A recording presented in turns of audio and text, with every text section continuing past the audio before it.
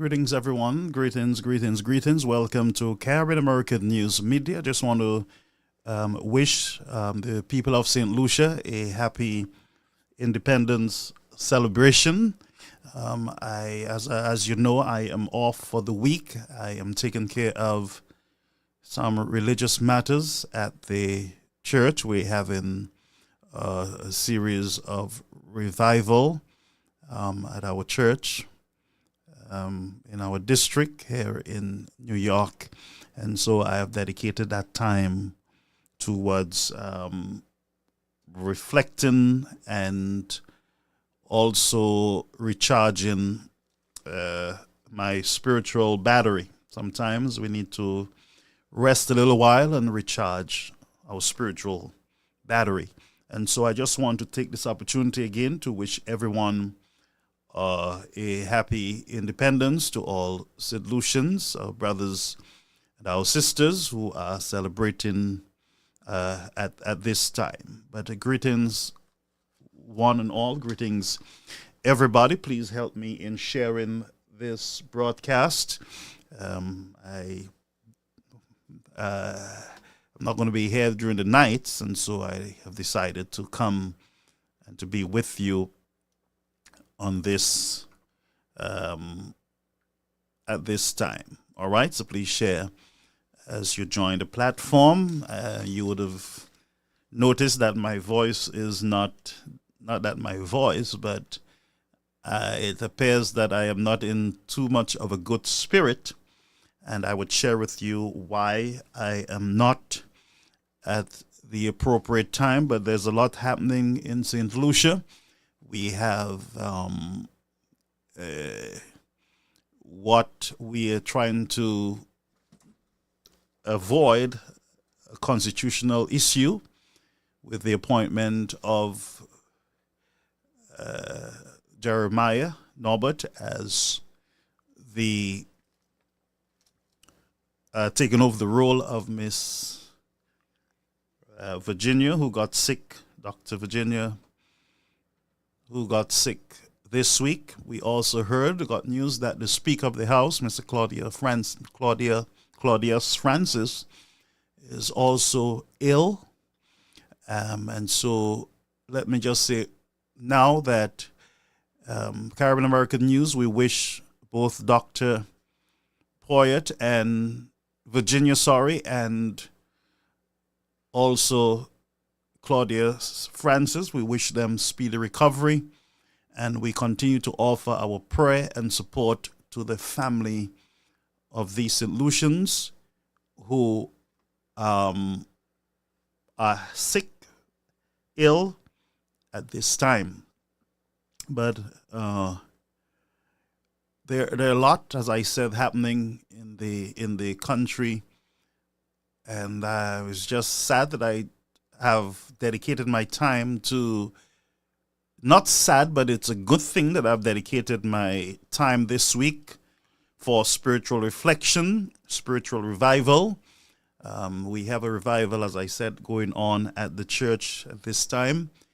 And so I am unavailable for the rest of the week. During the day, I can come in like I'm doing now, but I'll be back, God's willing, on Sunday evening for a full program, a 2-hour program, starting from about maybe 6 o'clock in the evening.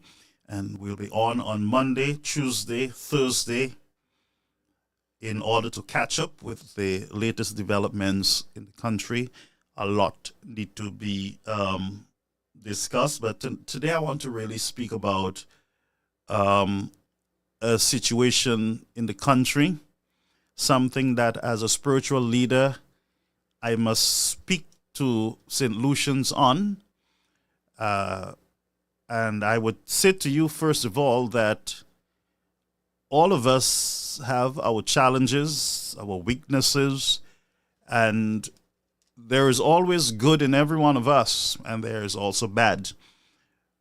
What I want to encourage us before I actually go into what I want to say here to you is that we must always remember that in spite of our defects, that as citizens of a country,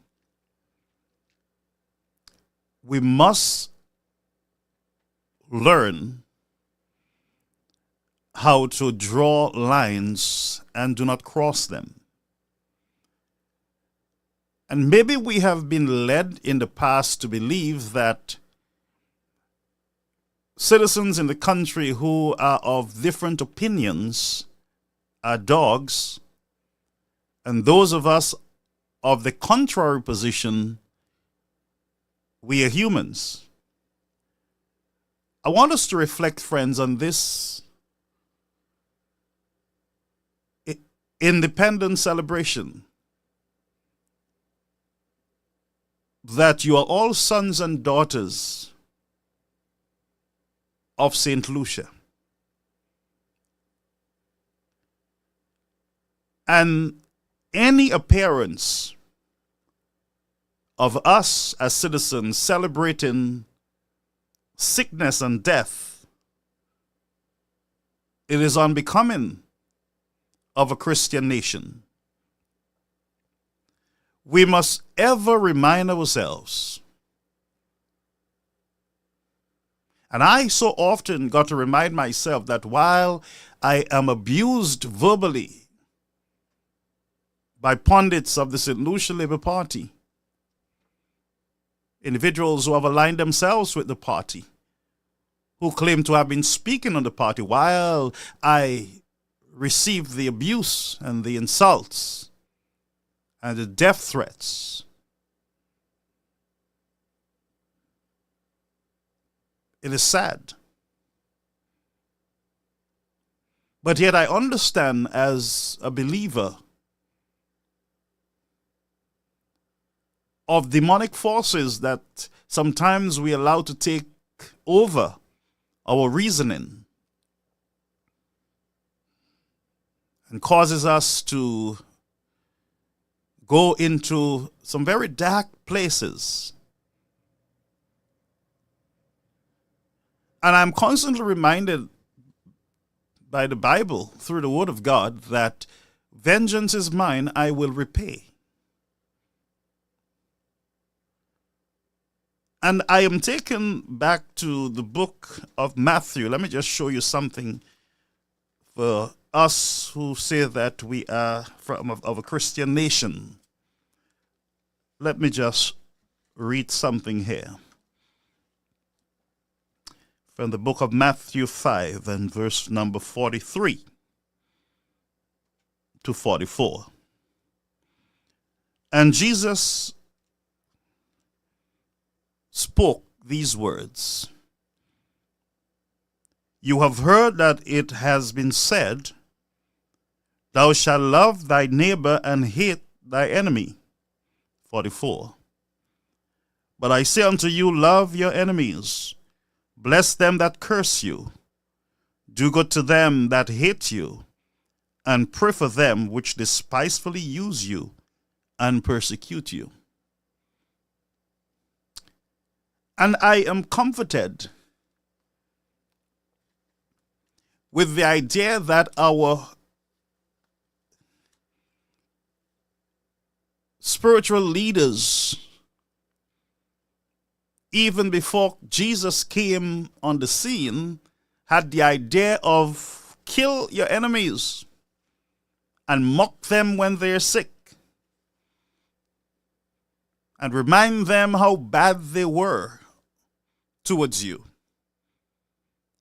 And Jesus says, Your father said this, but I am saying to you that you should not. Don't fall for that temptation. And as I dig a little deeper, I came across Proverbs 24 and verse 17 to 18. And it says, and I quote, Rejoice not when thy enemy falleth, and let not thy heart be glad when he stumbleth. And verse 18, lest the Lord see it, and is displeased, and it displeased him, and he turned away his wrath from him. And 19 went on, speaks about fret not thyself because of evil men, neither thou envious at the wicked, for there shall be no reward to the evil man, that cuddle of the wicked shall be put out. Now, we can go into the theological drama in our minds as to what should be our action when those who despise us, those who do bad to us, those who speak evil about us, our reaction towards them, how we should treat them. And I want to say this, that St. Lucians must never see each other as enemies. And I know what the regular thing is going to be. Well, this is political, and the political arena is not for good boys, and you can't talk the way you're talking there because we will lose, and look at what they did to us, and look at what they did to them, and blah, blah, blah. Friends, we got to trust God for his vision. We got to trust him to make the crooked thing straight and follow in his direction, follow in his counsels. St. Lucians, we must never appear to be rejoicing when anyone in our country gets sick, whether it's an UWP, an SLP. It can never be right.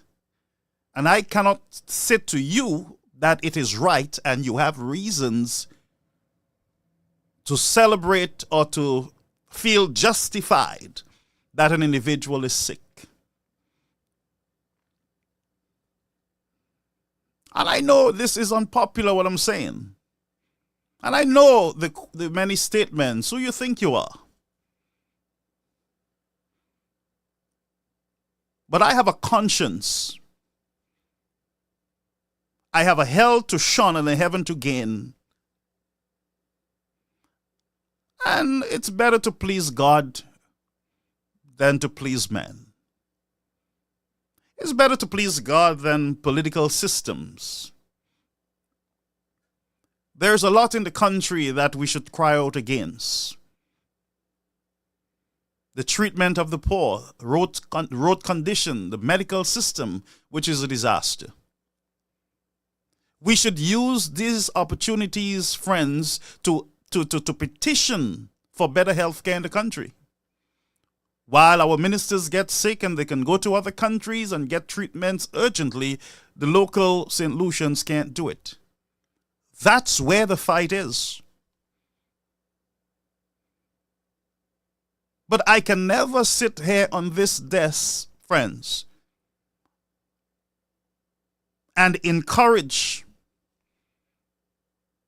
whether it's members of my party or members of the St. Lucia Labour Party. I can never sit here in good conscience as a good citizen of the country and support any member or any citizen of the country celebrating sickness and even death. It's not human to do so.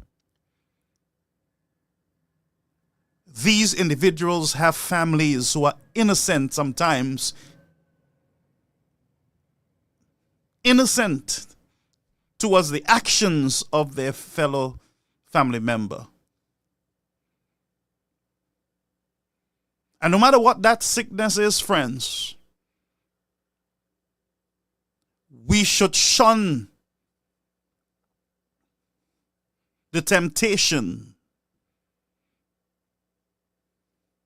of celebrating, whether it's John Compton, whether it's Norbert, whether it's Pear, whether it's Virginia or Claudius. We can be angry at their actions, yes. We can cry out against it, yes. But at the end of the day, they are sons and daughters of St. Lucia. What have our politics become? God will not be mocked. Judgment is His. He will repay.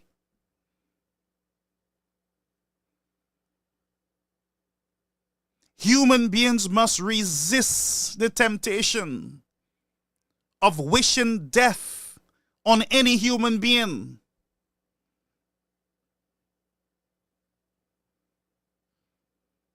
We should resist the temptation of begging for sickness on any human being.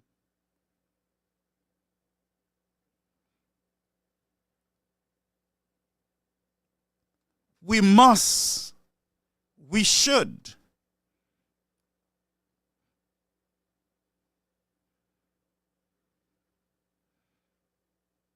yes, friends,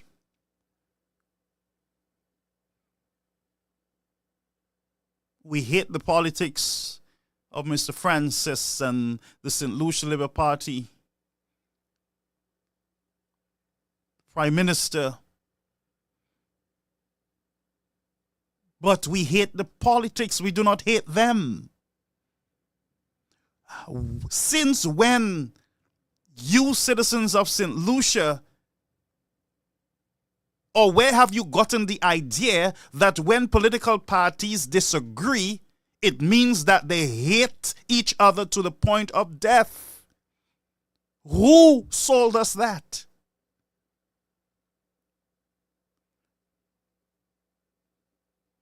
That's from the pits of hell.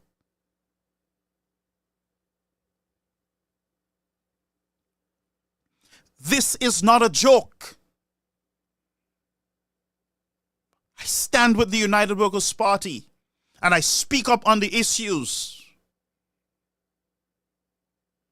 And I'm willing to shout as loud as I can on the issues, but I cannot in good conscience encourage us to misunderstand the fight and to walk around with bitterness and hatred.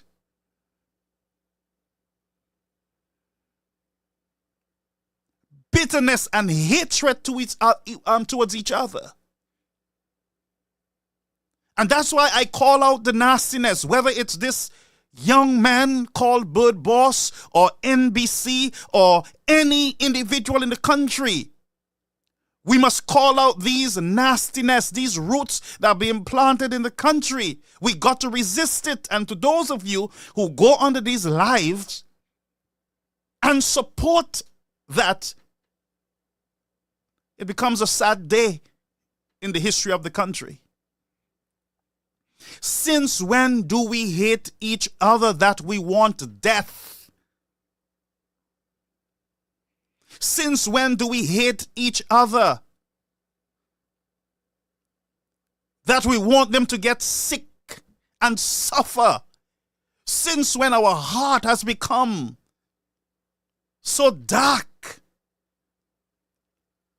Since when do we misunderstand the discussion? Since when have we misunderstood our purpose as a nation in holding government leaders accountable, to wishing them death and sickness? Since when? And if I have misunderstood this battle, then I should not be here. Maybe I should not be here. Because I am not willing to join anyone in wishing death and celebrating sickness on any St. Lucians. Whether they're SLP, whether they're UWP, whether they have cursed me out or they have not cursed me out, I, in good conscience, as one who is seeking to make it into God's kingdom, I cannot encourage it, friends. We are bigger, we are better.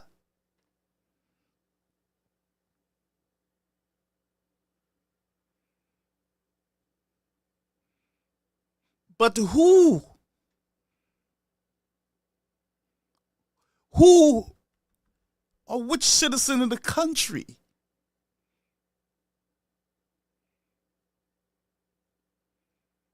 would celebrate the death of its own citizen? Have St. Lucia become so fractured and divided that you guys just can't work for the advancement of your country? Since when do we encourage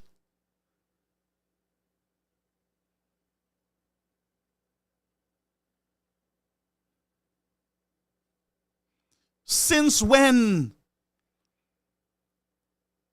have we gotten to this dark place in the country's history? Maybe it is time for us to challenge ourselves to be better citizens. Maybe it's time for us to get some ministers out of government so that there can be decency in our nation. Maybe it's time for us to clean up our political system and put things in place so that we can weed out bad characters in our government. Maybe we need stronger legislation and constitutional reform in the country to avoid criminals and dividers of the citizens to be restricted from the helms of government. Maybe it's time that we look deeper, friends.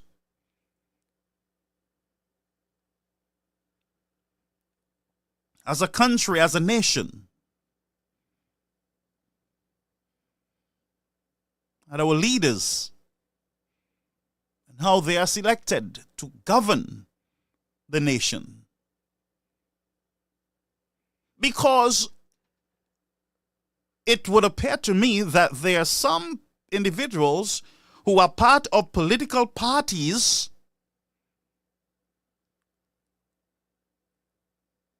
and they do not understand their role in the debate, in the discussion. And so they misplace differences of opinion with I hate you and I wish you dead or I wish you sick. Folks, we can disagree. We can disagree with the SLP and the UWP without hating. Brethren, we have gotten to a place of us hating to the point of wishing or wanting to celebrate death and sickness. Those are things you don't celebrate, friends.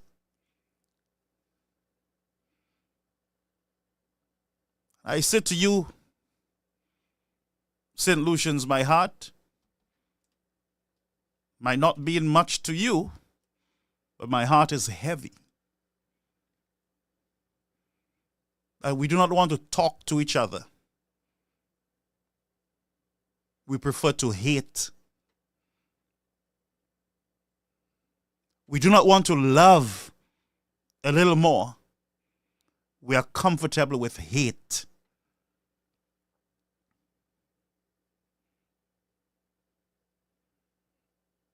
Let us think about us. Each one of us. Look at us. There are a lot of things that we should die about, and a lot of things that we should get sick that we have done. None of us are perfect. All of us have done things in our lives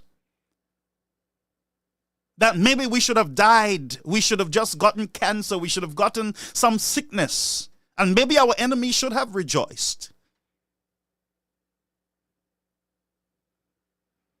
Think about it, friends.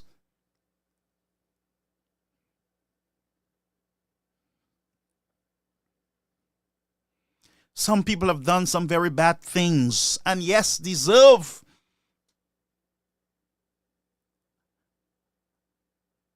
And while I understand that for every action there is a reaction, and I always speak about the circle of life, that what a man sow he shall reap.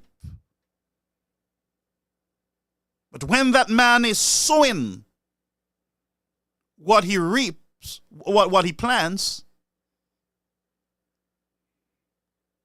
then I got to watch myself, because I have a reaping also.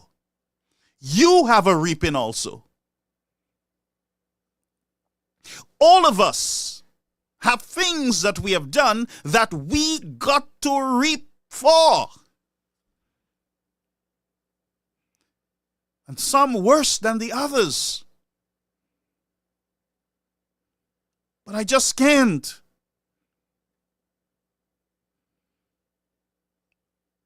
In good conscience, encourage you, the people that I love, to go down that path. Let us pray. And there are times when we have to ask God to have mercy.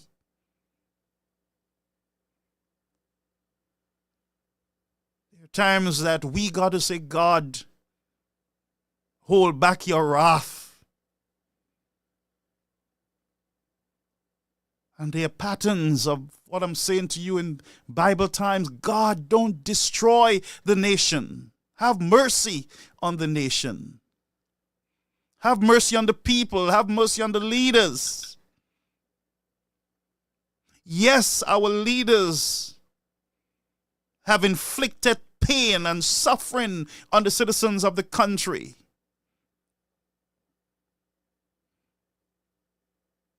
Yes, people were displaced.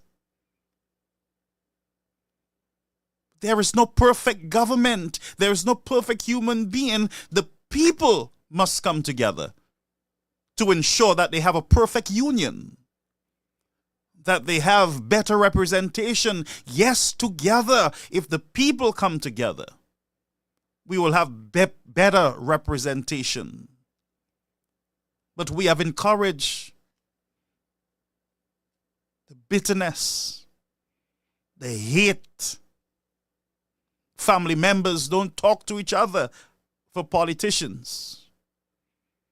Church members don't talk to each other for politicians. Yet, we are Christians and we are going to heaven, of course. Maybe it's time for us to look at ourselves. That heaven is not for the unclean. Heaven is not for the wicked. Heaven are for those who make conscious decisions to be better, to love a little more, to forgive a little more. To forgive is divine. To love mercy and justice. That is what God requires. That we love justice and we love mercy.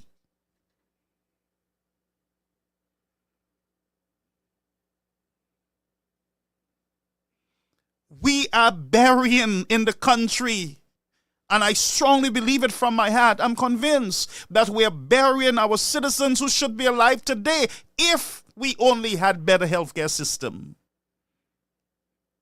I understand that our loved ones are being killed on our roads. But if only we had better roads and safer roads.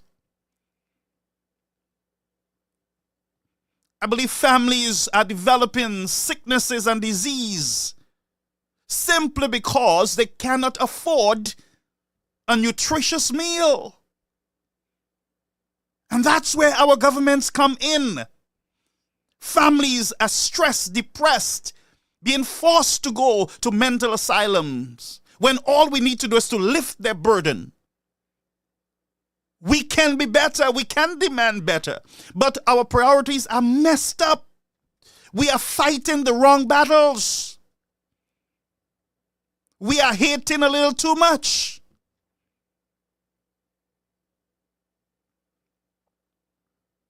We're not loving enough. It is easier for us to spread rumors and lies on our fellow brethren than for us to speak good when they have achieved good. It is always easier for us to speak ill of each other, highlight the negatives in each other, but there are a whole lot of good too. Our young people are watching. We cannot have them to vote or to serve in high offices because they are afraid that you in return will pray for their death and their sickness, that you will pray for them to get sick and die. They are afraid. St. Lucians, we got to turn around now. We are destroying ourselves. I was threatened by a gentleman called Natuki. Anthony, I believe. Threatened. Never had a fight with the gentleman. Don't know him. And people cheer on and sit to him, hit him, tell him this and do him that. When instead all they had to do was to say, no, brother, don't do that. Citizens that I knew, I grew up with, I sang with, I sat in the same church benches with, I grew up in the same community of Dennery with, turn around and say the most vilest and nastiest untruths about me. I have every reason to be angry, but I'm not. I believe in the good book which says, vengeance is mine, I will repay.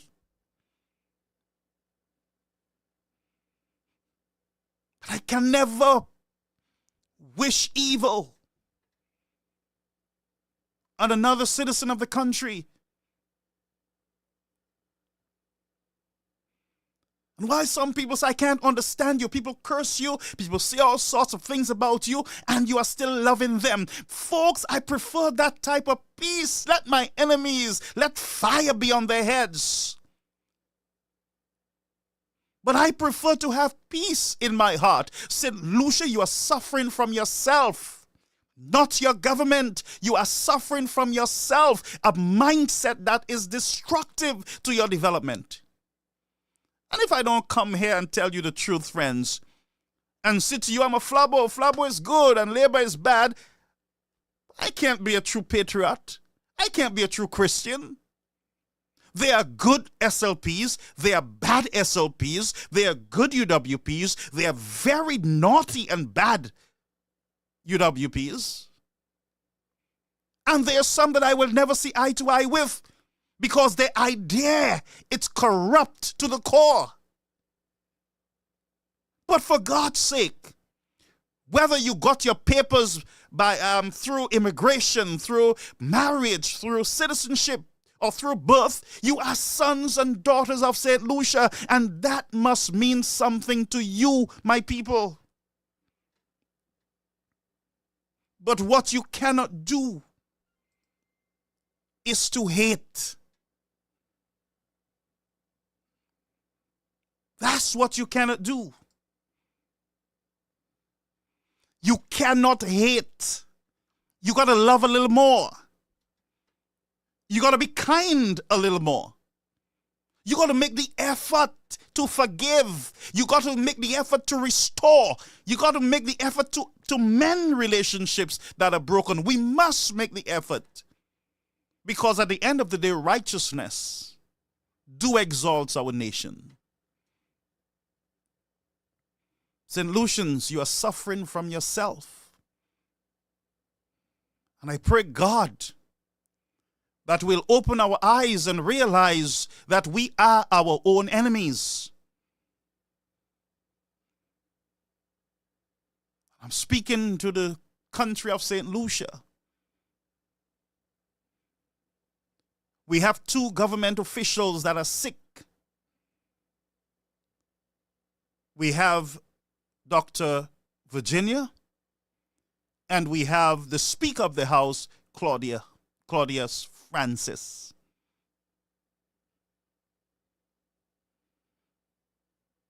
And I encourage you, St. Lucians, to pray for them.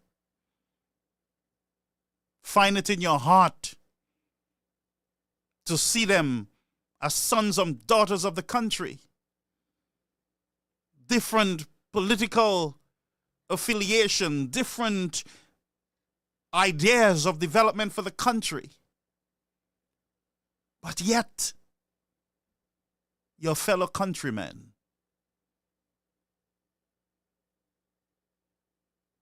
I'm calling on all right-thinking St. Lucians. There are those who will never agree. But you cannot be a true Christian and not agree that there must be a line that is drawn.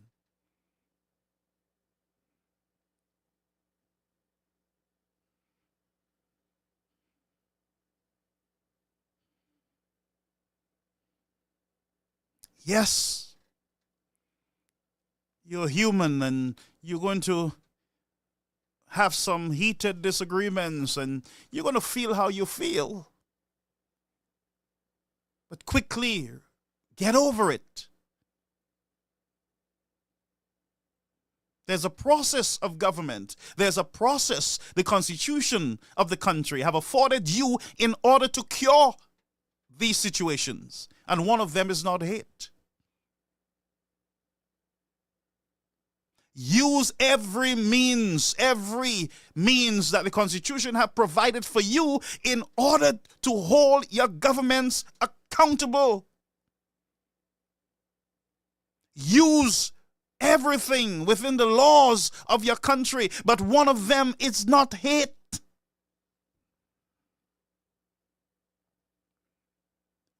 You St. Lucians, you hate your own fellow brethren to the point where you go to the obeah men. Many of you have your neighbors' names in cemeteries and in books and in all sorts of nastiness. And you are comfortable calling the name of Jesus. Some of you have your neighbor's name under the pulpit in your churches.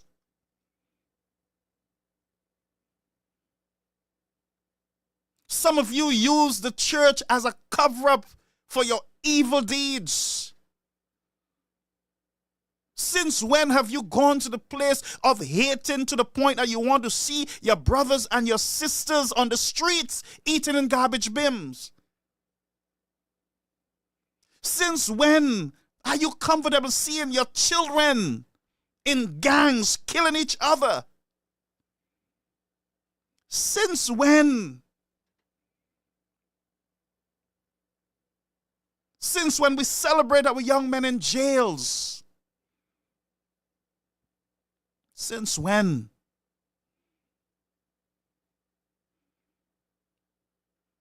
We got to demand much better of ourselves.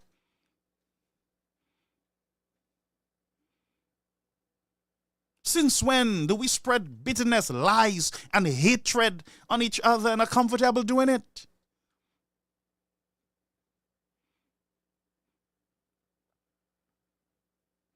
When we can't find the dirt, we try to make the dirt. And I always say to you, St. Lucians, that God has not given the wicked judgment over the righteous.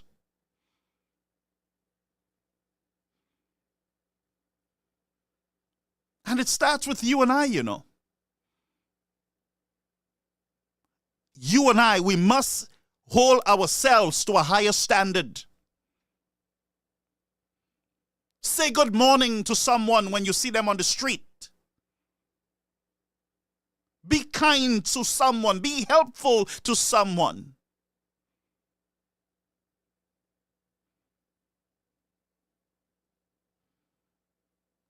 You government ministers, shame on every one of you. Shame on you. We have seen the worst of the worst in the House of Assembly.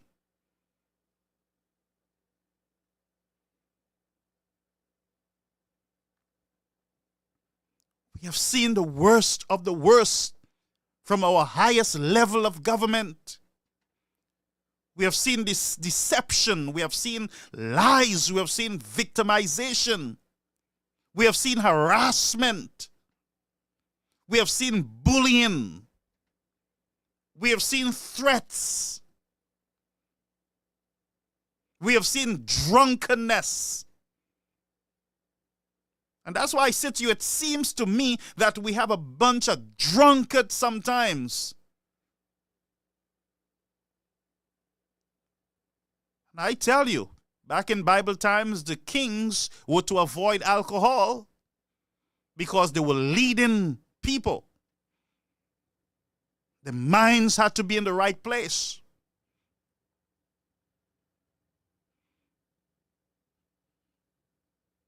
Look at the condition of our roads.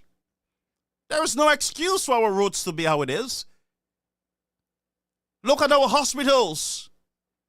Look at the institution of our governments. And what is happening is that it is lies upon lies upon lies, deception upon deception. Nobody is telling us the truth. A 2.5% burden is placed on the people. Governments say, yeah, because we love you, we do it. Not realizing because we want a loan, we did it. Our roads, it's raining, we can't fix it. Then we find out there is no monies. We find out that they got to borrow money to fix the road. They have not gotten the funds as yet to fix the roads. But they say to us that it's raining. Speaker of the House is sick.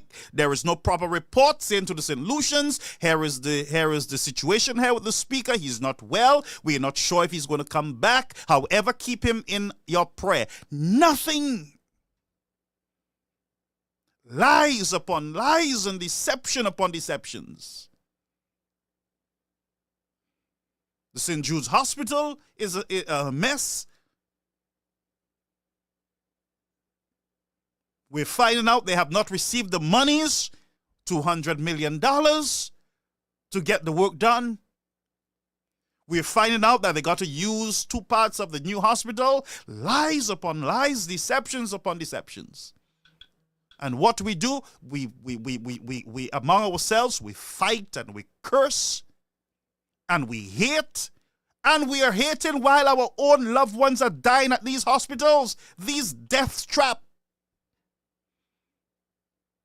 And our government ministers, when they get sick, we fly them out on states' money, on the same 2.5%, the same taxes that we're collecting from the poor man. We take that money to fly our government ministers who produce bad policies in the country. When all we have to do is to invest in our hospitals so that our people, all humans in St. Lucia, can get the very same care. And one thing I can tell you, St. Lucians, hatred is not going to fix it. When you hate your brother and you pray for their death, it's not going to help your health system, because the possibility is there that your very own family member might die in those same hospitals. Your own family members can die on the roads even while I'm speaking. And how many of you have buried your loved ones from the hospitals? Go for simple procedure and end up dead with no explanation at all. How many of you have buried your loved ones with no explanation? Have a headache, have a pain in the foot, and the pain in the neck, and end up dead? When a simple scan of the body can find serious issues that can be fixed with a simple operation. How many of our loved ones, their lives have been shortened, their time with us have been shortened because of bad policies by government, and you walk around hating each other because of politicians? The same politicians that we're celebrating and we're hating and we're praying for sickness and death, that same politician was on a plane heading to Martinique for the best health care, and you don't have it in your country. That's why you should hate the policies, and you should transfer all your negative passions towards these systems that are failing us, not to individuals. It is a system that is failing us. A system is much bigger than one person. And if you, the citizens, don't see the need to educate yourself as to processes, and many are hating politicians because they do not understand how government work. Just like during Mr. Chastain's time in office, they said, give the people the money, and the politicians played on the ignorance and said, give the people the monies, when they know fully well that that's not how government function.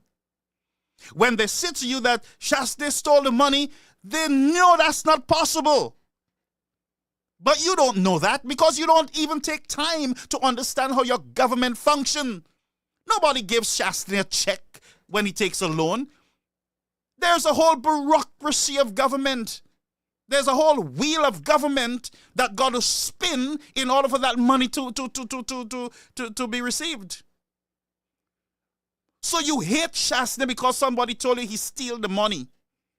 And you hate Philip Japere because somebody told you he stole money. But these same politicians are playing on the ignorance of you, the citizens. And you turn back and you hate them. You pray for them to die, for them to get sick.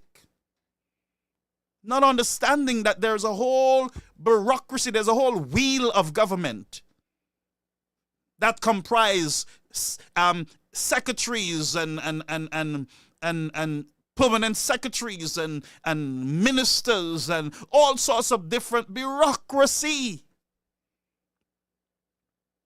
So when they say to you that a minister stole money, all you have to do is to hold the Ministry of Finance accountable for that. How will the Ministry of Finance allow one government minister to steal millions of dollars under their watch?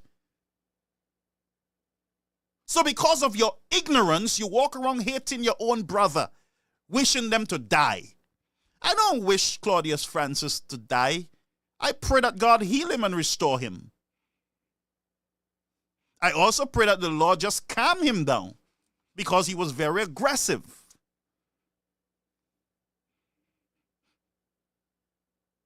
And allow his political colors to take the best of him.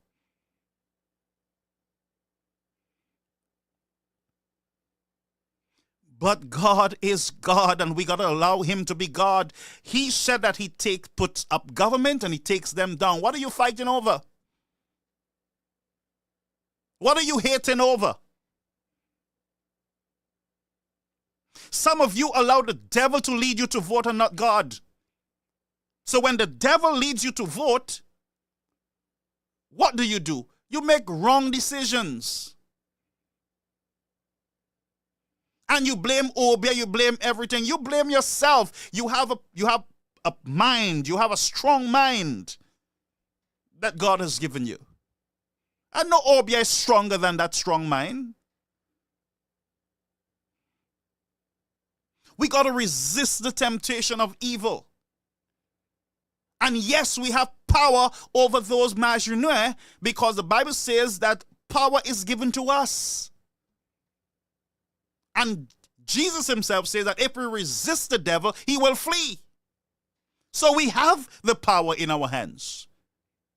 And some of you still asking God what to do. God already told you what to do. You are still praying for answers that God has already given to you. He says, if my people who are called by my name would humble themselves and seek my face, then he's going to heal your land. Your land is not healed. Your land is a mess. There is violence, there is killing and stealing and cheating and lying. Do you not understand that your land is messed up? It is sick.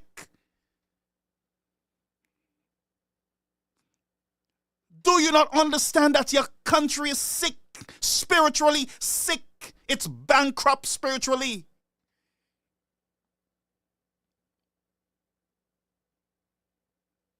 Shame. Shame on any St. Lucian that would celebrate the death or sickness of any other St. Lucians.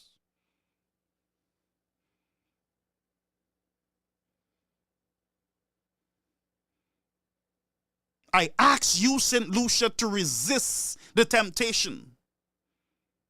And while, yes, some of you feel that you're so hurt, and by the way, some of you are hating because Claudia is Claudius Francis, he's going after Chasney, and blah, blah. You're not even hating him for you. You're hating him for a man who don't hate Claudius. Chasney don't hate Claudius Francis. Chasney don't hate Pear. Hate is a very strong word. When you start praying and wishing for the death and celebrating sickness, then you have become a hateful bird.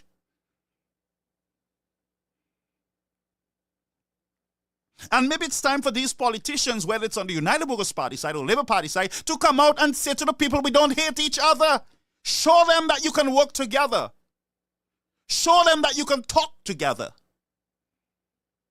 And be real about it. I have never seen in the House where the opposition and the government comes together and say, look, we work together with the opposition and this is what we came up with to benefit you, the citizens. You never see that. You never see a press conference between the opposition and the Prime Minister. You don't see that type of unity. And so the people believe that you guys hate each other. But in private, you're laughing, you're drinking, you're rubbing each other's head. And they don't know it, they don't see it. Because you don't want them to see it. Because you want them to continue to fight.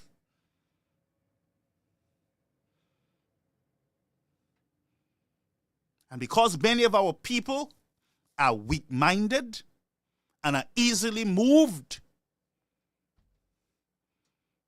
like sheeps, they go to their own slaughter in grand style. And St. Lucians, you are heading to the slaughter in grand style because your medical system is a disaster and you are fighting the wrong battles.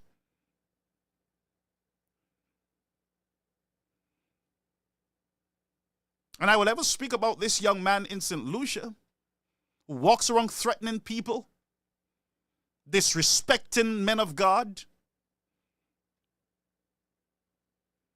has no distinction between the clean and the unclean, and speaks on behalf of a Labour Party government. And nobody chastises him. Nobody says, no, that's too far. And as soon as you speak, he gets bent out of shape. It's nastiness.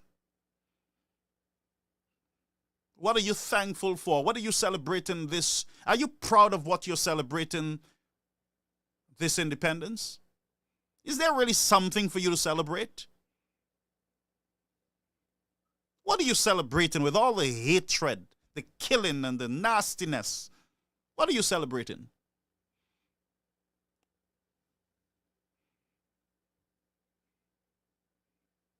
Prime Minister made a decision. The Dr. Virginia wouldn't be able to function, so we'll have to get another minister to work her department. Simple process. Governor General, we're going to appoint Norbert to take care of this. Simple process, swear him in. There's a play of words. Making St. Lucians believe that they're so dumb, they're so stupid. And when they get angry after they realize that they're being used and they're going to be played with, then we get mad with them. And maybe that's why I'm here, upset, because we are celebrating sickness and praying for death. Maybe that's why I'm here, because we play with our people, our citizens. And we get them tired. We get them fed up to the point where they want us dead. They want us sick to get out of the way. Anything to get you out of the way. So we are in a mess, St. Lucia. I can't tell you that you're not in a mess. You can have all the best tourism. You can have all the sugar. You can have all the monies coming into government, but you're in a mess. The people, they're in a mess. And I'm sick and I'm tired of pretending that all is well. All ain't well. All is not well. All is not well in the nation. The people, they're cynical about the government. The people are tired because they've been played with, and many of them have buried their loved ones.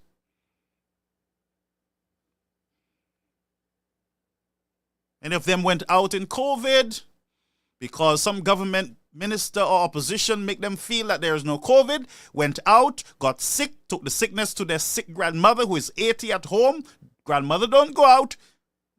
All of a sudden, grandma is sick because of some man who wants power saying to them, we're protesting today. Then they get angry. And they channel their anger at the wrong people. St. Lucia, you're in a mess. Maybe you need to do like St. Kitts, call a day of prayer. Oh, people don't believe in prayer anymore. To hell with that. You don't care about prayer. Huh?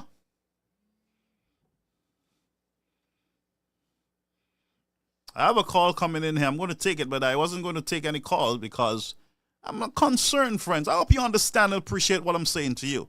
I'm going to take the call. Call it on the air. Caribbean American News Media. Good afternoon, Brother Garfield. Good afternoon, sir. How are you?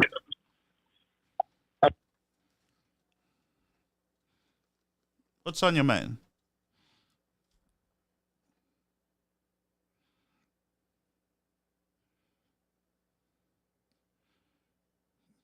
Hello? Caller? Okay. We have an issue there, but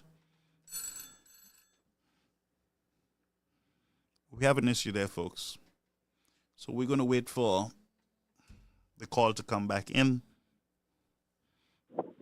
Caribbean American News, caller, you on the air. Yeah, can you hear me now? Yes, I'm hearing you loud and clear. Yeah. So I was saying earlier today, man, I came across a few things that kind of boggle my mind a bit because it's important to note and for one to get angry. Everyone have a right to be angry when people are playing on their minds, Brother Gossip. You know, and talking about people celebrating death. You see, there's a few things that happen at the highest level to encourage that type of behavior we have today, you know, brother. Mm. You see, I will not call any names per se, but you see, when they tell you it starts from the top, it is true. Because a lot of the very people, when certain individuals got sick, they were rejoicing on that fact. You know, somebody died, they were rejoicing. It's the same, brother, with the other crimes that are happening. How many times have you ever seen any of those ministers come to a press conference to sympathize with the families that will keep losing the loved ones? How many times have you seen that? I've not. Brother man, because these guys are just as heartless as those guys that are committing those crimes. You know? Mm-hmm. So what do you expect from the citizenry when the behavior of those that are leading them is just as bad? Mm-hmm. You know? Sometimes we have to be honest when we speak. You know, we have to say it as it is. Brother man, I look at young kids going to school here. Mm. And I can see those kids, creating a future for themselves. You know why I can say that? Because I can see the infrastructure being built for them. I can see the avenues that have been created for them. However, they may choose to take their own path, you understand? Mm-hmm. But that's the whole point. The fact that the government is actually creating avenues for people to succeed, that's what you need. Mm-hmm. But these politicians are creating spaces for people to keep failing so that they can keep ruling. This is not governing, this is ruling. The citizenry is afraid of the very people that they keep electing. I don't understand that kind of logic. How can I give you, I transfer power to you, right? And then I'm afraid of you. Think of that for a minute. Mm-hmm. Yeah. When you create certain atmosphere, Brother Garfield, you cause people to behave in certain ways based on the atmosphere you're creating. And a lot of these people that are behaving like that, I'm not blaming them. Because the country is becoming a country where people don't care about their neighbor. They are very heartless. And it's been exercised from the top.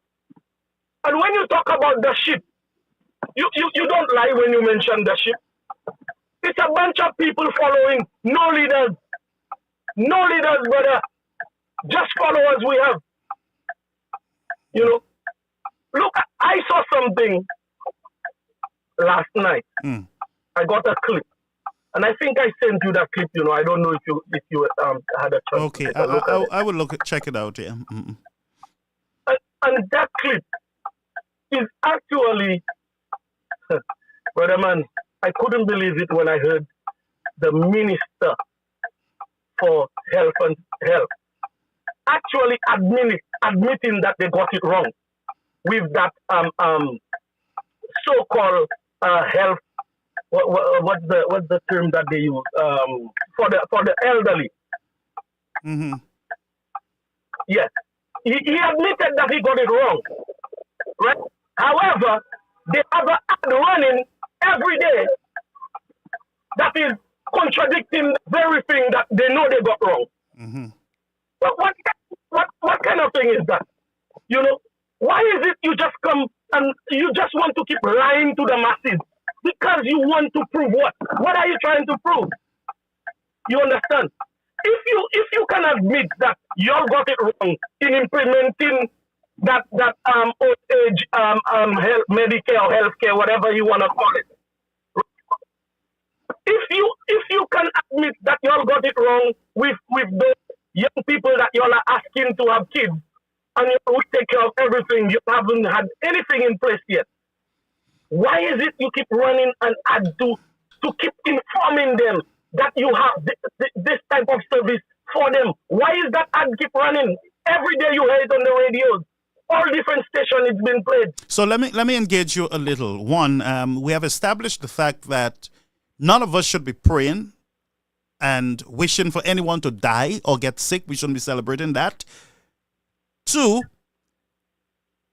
Norbert Williams was abused, laughed at when he got sick, when he died. May God so yeah.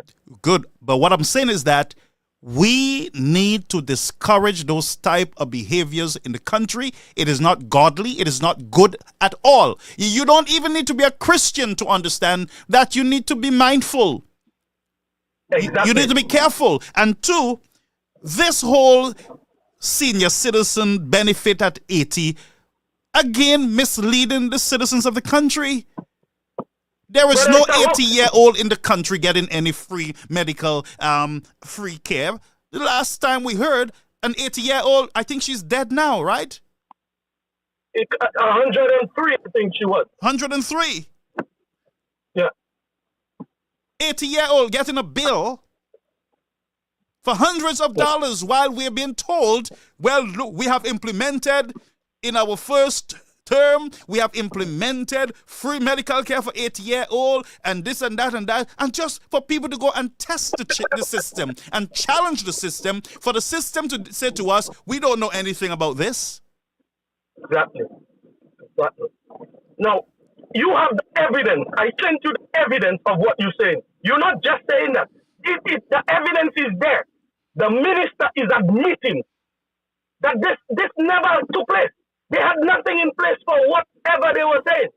But why tell the people that, you see? Why say that to the people? And the people get tired of this. They love to play on the ignorance of the people. They like to create the confusion. Didn't you hear a clip? I think the Prime Minister was in an interview or something. And he literally said he's leaving it for speculation. Why are you leaving something that you have information on? That you're supposed to deliver that correct information to the public. However, you leave it to speculation. What are you creating? What is it you create? These guys are creating that environment, Brother Garfield. I do not have evidence that they're creating the crimes. That's not what I'm saying. But I am saying that with all the crimes and all the halakase and all the, you see all the division and the hatred that is going on in this country, the politicians are the one creating it. They're creating it. Because, for example, why is it there is no sugar on the island? Something as simple as that. Yet, you will not have the board that is in charge of bringing sugar or distributing sugar, however you want to call it. Why is it none of them not coming forward to put that to rest? Nobody is coming to say nothing. The society we're living in, sorry to say, Brother Garfield, it is corrupt. And the Prime Minister should be ashamed of himself. And I believe, in my humble opinion, based on what I've seen, him taking that 2.5% and call it a tax, a health and security levy, misleading the people of St. Lucia, this man should resign already. Yesterday he should have been gone. You see, I am saying to the people of St. Lucia, for those that are listening, you cannot allow people to take you for a ride like this. If Ms. Poyot and all those other ministers, that whether it's FLAG or UWP or SLP, can get that treatment when you the one who's paying for it, they can take a flight, private flight or helicopter ride to go to Martinique in Lamina. What does that tell you? What you have is not good. That is what they're going away. They just keep fooling you to tell you that what you have is good. So if it's good, why is it not good for them? Why is the healthcare not good for them? My brother, guess what? We are burying, and I keep saying it, we are burying our own families who should be alive today with us, all because of a crooked medical system. And we got to call it out. Don't let nobody tell you you're bringing down your country. The medical system is already down. You can't bring it down any lower. No. Brother Garfield, you see, if I had my way, you see all guys like Dr. King, all these guys would be coming in to answer those questions as to why they keep pushing those narratives on the people. Yeah, I need to know why you're pushing it. What is in it for you? Because there must be something in it for you. You know? It's high time we pull those guys in like they do in the US and Canada and have them answer for themselves. Yeah, but the system of accountability in our governments, they are not functioning. They are compromised. Of course they are. They are not. Because when you have the Prime Minister puts out a statement that nobody is going to assume supervisory role of a ministry, and the Constitution does not permit it like that. And then when the opposition asks for clarity, then he, the speaker, is answering. He has no right to speak on the matter. The Prime Minister and the Attorney General are the ones that need to clarify, not the speaker. Correct. He's out of order. He's out of place. Period. And that is what is corrupting the mind of the people. How can the blind lead the blind, my brother? You cannot have a society where people that are in know would keep misleading the people that do not know. These guys know exactly what to do. However, they choose to mislead the people. Tell the You know? people, the minister, the deputy speaker cannot supervise any department, any ministry. He cannot supervise any ministry. He cannot even peep in on any ministry. He got to be sworn in by the governor general to do any supervisory role within any ministry of the country. But no, but I mean, and again, that's why I said to you, you have a bunch of dumb sheeps. All they want is rum, chicken, Obia man to practice evil and nastiness in the country, and they have removed God from his throne in their own country. And so they I tell you, righteousness exalt the nation. And that's why all the nastiness goes on in the realms of government and in our society, because the people are blind sheep who prefer Obia and all kind of superstitious nastiness.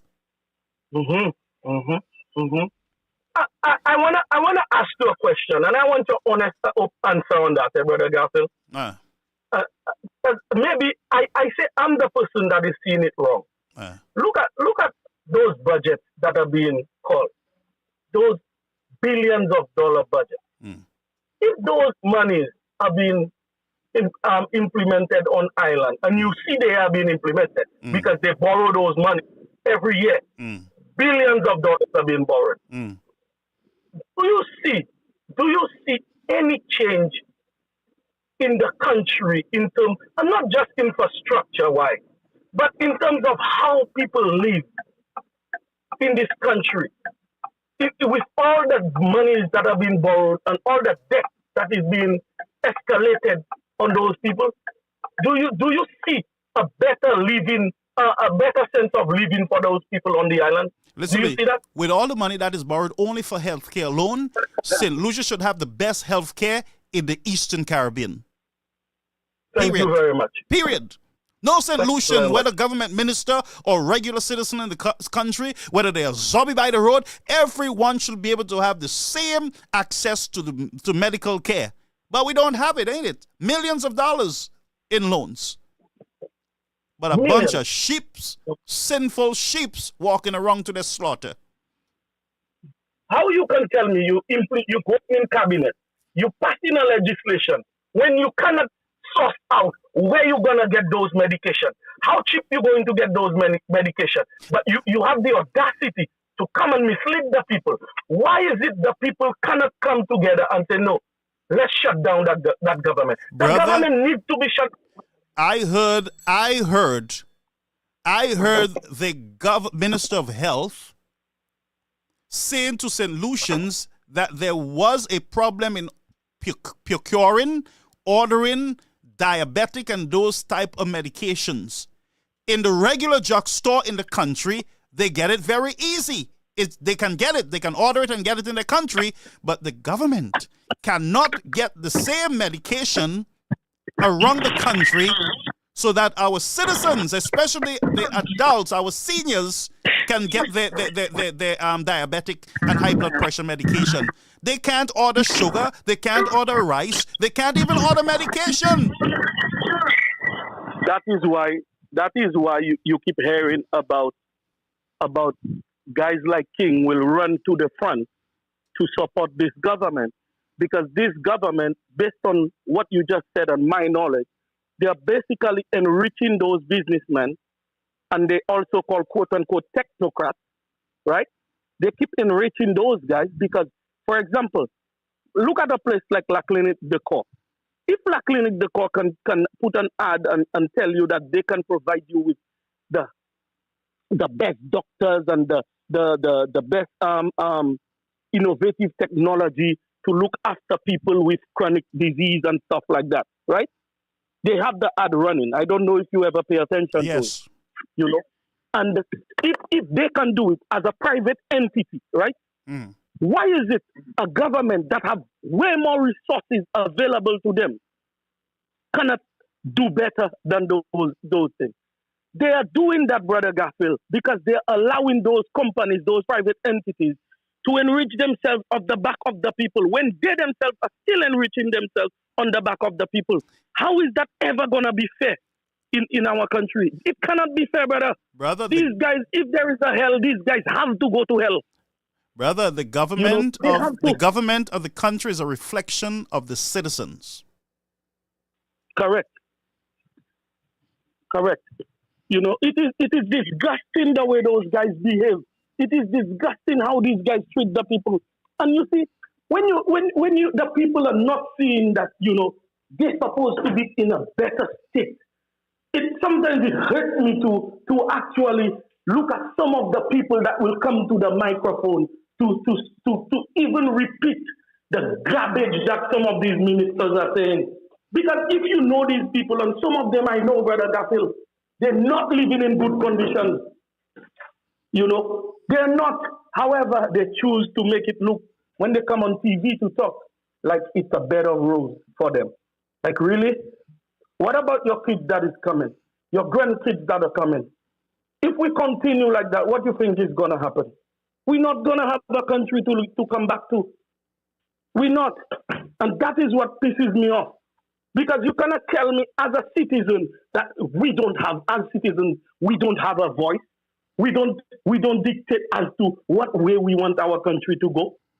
The way we're going is backwards. We're not going forward. There are so many things that we're lacking in this country.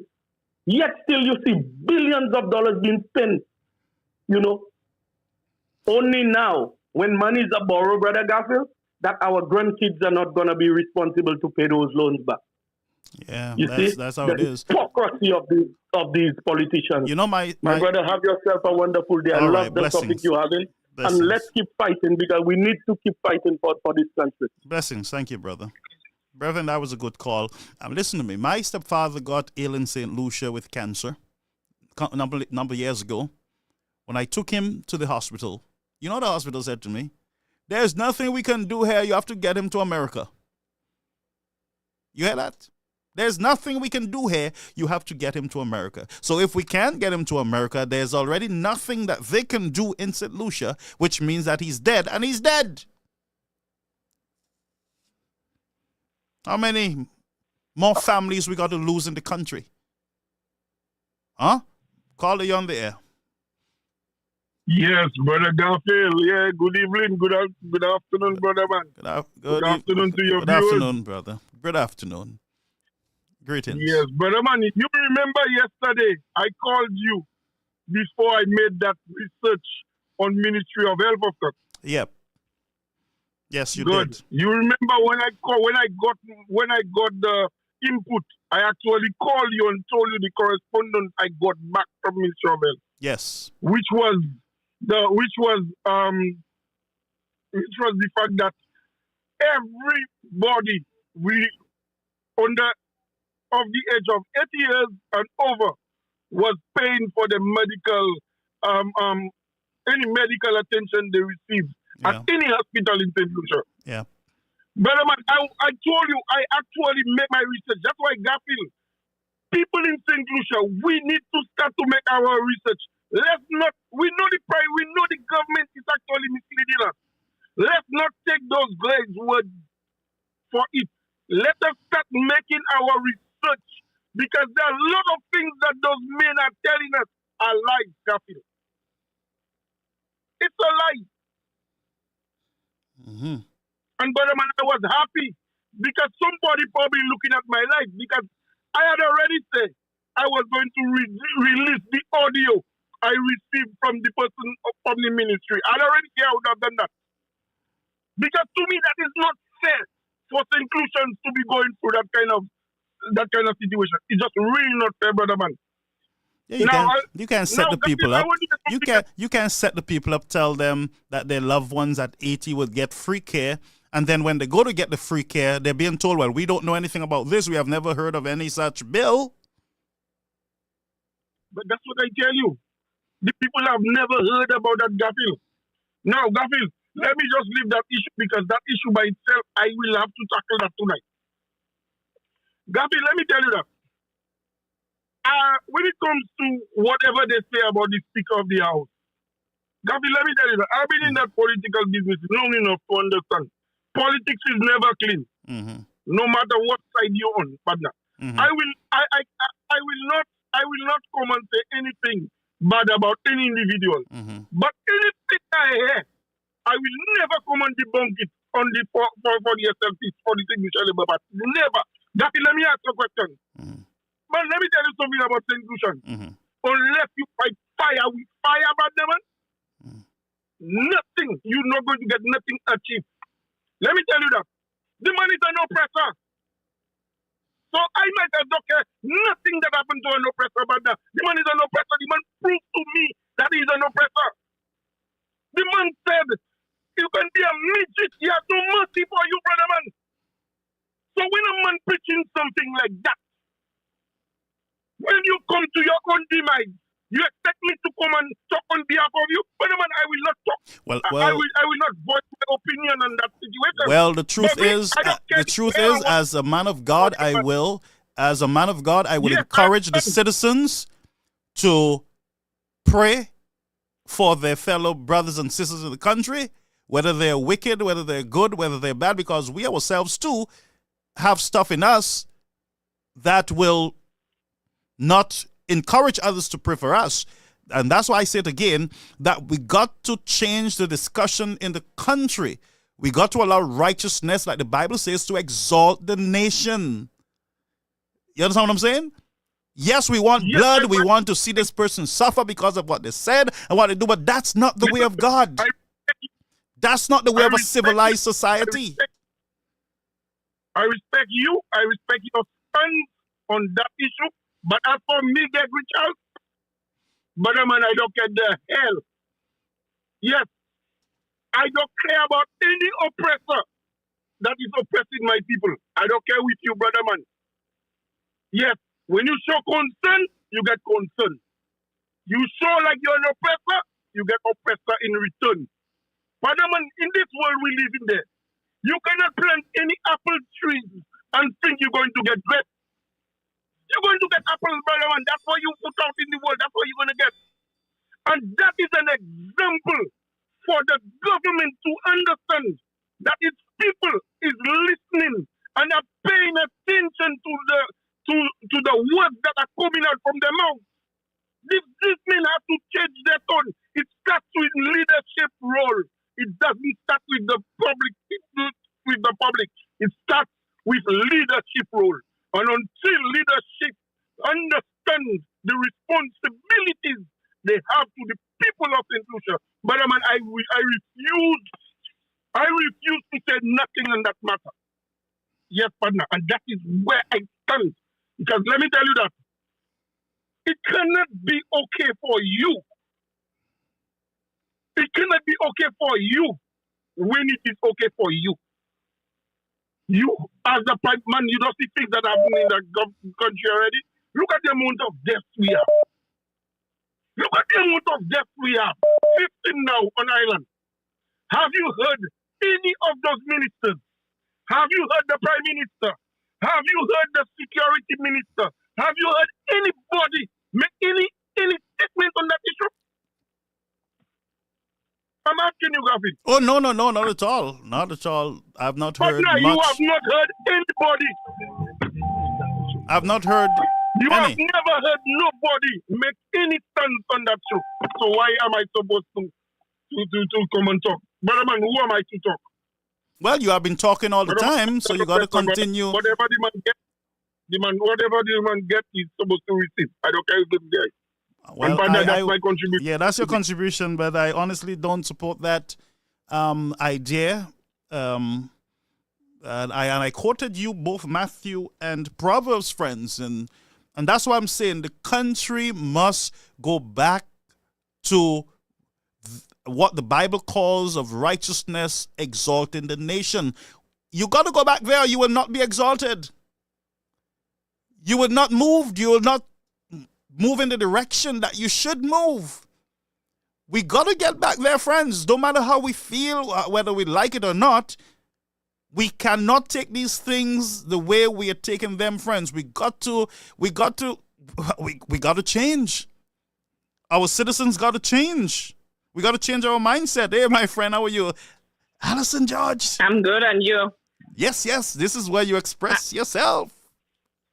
That's right. Amen. And we are going to express it with the word of God like I have always been doing. That's right. Okay? Yes. And let me tell you, God places his soldiers in place because he cannot come down on earth to do the work. He places his people in places to expose the work of the wicked. Okay? And I remember when I came into that political arena, I didn't come with politics on my mind. I came because God swayed me there. After he saved me from death, wow, I have my testimony. And if I don't listen to his word, if I'm not being obedient to his word, I will have to answer. And you see the God I serve there? I fear him so much, I am afraid that if I do anything that he doesn't permit me to do, I fear what will come for me because I experienced it. You remember when I picked up that telephone and I called Sky FM, and my God gave me a revelation, and I said it. The SLP surrogates, they took that voice and they dragged the voice note. They went into my life. I'm going to speak about it now. Yeah, go ahead, caller. And they put it all on Facebook. I never uttered a word to them. I never went back to say anything. The only thing I said, thank you for making that voice note go to every single country that a St. Lucian retires in, so they can get the word of God and do what my God asked me to tell you all to do, was to pray. Okay? And I sat there and God revealing things to me. I have been watching. I heard Pastor Wally call that young lady by the name of Trisha Lionel. I call in their names because they know themselves. Go ahead. Yeah. I am calling their names. She put that robe around Mr. Shah Sniping. They did a photo or whatever, and they took Our Father and they made a mockery out of that. Oh, that's where that came from. All of them were there. All of them were there. Not one called upon her and said, my dear, play your politics, but do not bring God in your nonsense. The only person who said that was Pastor Wally. Only one that told her to come back and repent for what she did. We have been speaking. When I speak, I don't go and fight with the Labour Party supporters. I don't disrespect them. And you know when I speak, how I speak. I bring God's word in there. They are hearing it. It's not like they're going to church. They're not in the church. They don't want to hear the word. They don't want to hear his word. They don't want to listen. They just do not want to listen. The fight is not a political fight in St. Lucia. I'll say it again. Spiritual fight, yes. Yep. It's a spiritual fight because we have lost our way as a nation who believes in Christ, and we went with the satanic altar that was built in that country from 1997. Okay? And this is where we are today. Somewhere. And when the Bible tells you that's what that will happen to you, it could be me, Brother Garfield. It could be you. You will go through it. The only thing that can prevent it is repentance. That's right. The only thing, and if I don't want to hate, I don't care with who doesn't want to hate, but when God will ask you on that day, didn't you hear? What you will tell him? No, I did not. You heard it. Yes. He will use the vagrant to bring the news. You're not choosing God. You're not telling God who to choose to carry his mission for him. Yeah, he chooses who he wants. He will judge the wicked. Mm-hmm. And we all are seeing right now what is happening in this country. You see, Mr. Shasta, you see that?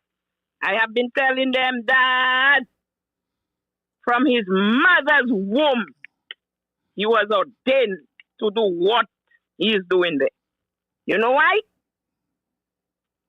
He was chosen by God. He was chosen from...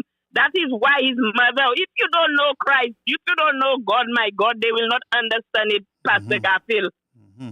That is why his mother had to go to Matnik to save him. Him, Mr. Shasney. Mr. Shasney don't even know what he was called for. He doesn't know. That is why God saved him. Because she had miscarriages already. Why didn't he save the other babies? Why is him he saved? Mm-hmm. Because he had that duty to carry out for God's glory. You heard what he said on Champagne Show this morning? I heard some of it, yes. He said he met Richard Frederick and he told Richard Frederick that the hatred he have for him, it will consume him. Yes, I heard that. Those are serious words. Huh? That is powerful. Yeah. And Richard Frederick, if he's doing anything that is wrong, you have to go and ask God for forgiveness. And ask the nation of St. Lucia for forgiveness. That is powerful words that is there. But Alison, this man didn't just say that. Alison, I believe that all our politicians need to repent and turn to their God. All of that. That's where I am going to, Pastor Brother Garfield. That is where I am going. Yep. It's not just for the opposition. Mm-hmm. It is for all of us. And you know what happened to UWP there? You know what happened to UWP there? Stevenson King tainted the UWP when he was in leadership and he was prime minister. God knew all his heart. I keep on telling you that the nation did not know him, but God knew everything he was doing. And God raised up a leader in Mr. Shasney. And he had to clean up the UWP political party, the administration. Take out all the rotten eggs, the dishonest ones, the wicked ones. He took them all. You realize what happened? They are no more. Yeah, a lot of nastiness they was in the party. No more. You saw what happened? Yeah. And the Bible tell you, God tell you, when he is working, he cannot do it in an unclean body. True. But Alison, an unclean body means an administration. I don't want to interrupt you. You remember, I don't know if you remember when I came on the scene and I made that statement of a dream I got. And the Lord remember, they ridiculed you. Yes. Two things I said. I said there's gross darkness over the country. I got beaten down by the party. And then I said the Lord took me into the house, showed me 3 government ministers. All 3 of them said they do not believe in God. And I asked them 3 times in my dream, and the dream kept coming over and over. And I'm saying, God, what is my place in this? I even got carried away what God was calling me to do, not realizing that he was calling me. The devil will come and sidetrack you. That's exactly what. I lost sight. And that's why and you know I gave it to you too. Oh my God, you beat me up because I suspect you were very disappointed in the fact that you are called for a spiritual purpose and you allowed the enemy. That's right. And now I will say it. Nobody knew I beat you up. Nobody. I never pick up a phone and tell nobody. You're with me, bad. You tell me, you should shut your mouth. Nobody knew. Mm-hmm. Yeah. Because I had to call you and tell you, open your eyes to see what is happening. True. Okay? And God clean up the UWP. And even I am saying that to the administration. Yeah. The executive of the UWP to put the act together. Mm-hmm. Because what you see in the greater things have to come. I'm not worried if Claudius Francis. I put up a post on Claudius Francis and I said that is the price for persecution. That is what the Bible says. But let me ask you, what was your purpose of that post? I saw it. Listen, you know why? because the government of St. Lucia have been hiding. In every single country, the Queen fell sick. The world knew. Yeah. I didn't know he was sick. Our taxpayers' money. Yeah. That is our taxpayers' money. We need to know. Okay? When Mr. Shastner was ill, I used to be under the Labour Party's people post. Yesterday, one of them even said, he supposed to more. Which minister that call and anybody or anybody with authority in the Labour Party that called and said they're distancing themselves from these things. When Norbert died, what did they say? Oh boy, that was a mess. Yeah. But God is so good that Norbert died and he didn't suffer and he didn't drag. My God. Because God knows everything. God knows everything. And if y'all think y'all on earth and y'all will try and fool him and go and hide, God tell you his wrath when it come upon you. The light, you can be in whatever hole you are. When he shine the light on you, it will come out. God doesn't the sleep, world will see you. You know, a lot of people believe that God is dead. There is no God. Yeah. If it's me he used, because a lot of people in St. Lucia didn't know Claudius Francis something. I didn't go and steal that. I took a screenshot of that when Claudius spoke on Tom Walker's platform. I didn't go in Claudius' bedroom and take that photo. And I said, this is what they are hiding from us. But I didn't know he was sick. Honestly, I really didn't know. You know? And disrespecting the country. The taxpayers paying you. You're killing us with bazooka. You want to do this. You're not stopping. We're speaking. You're listening to us. Y'all have MBC cursing people, disrespecting people.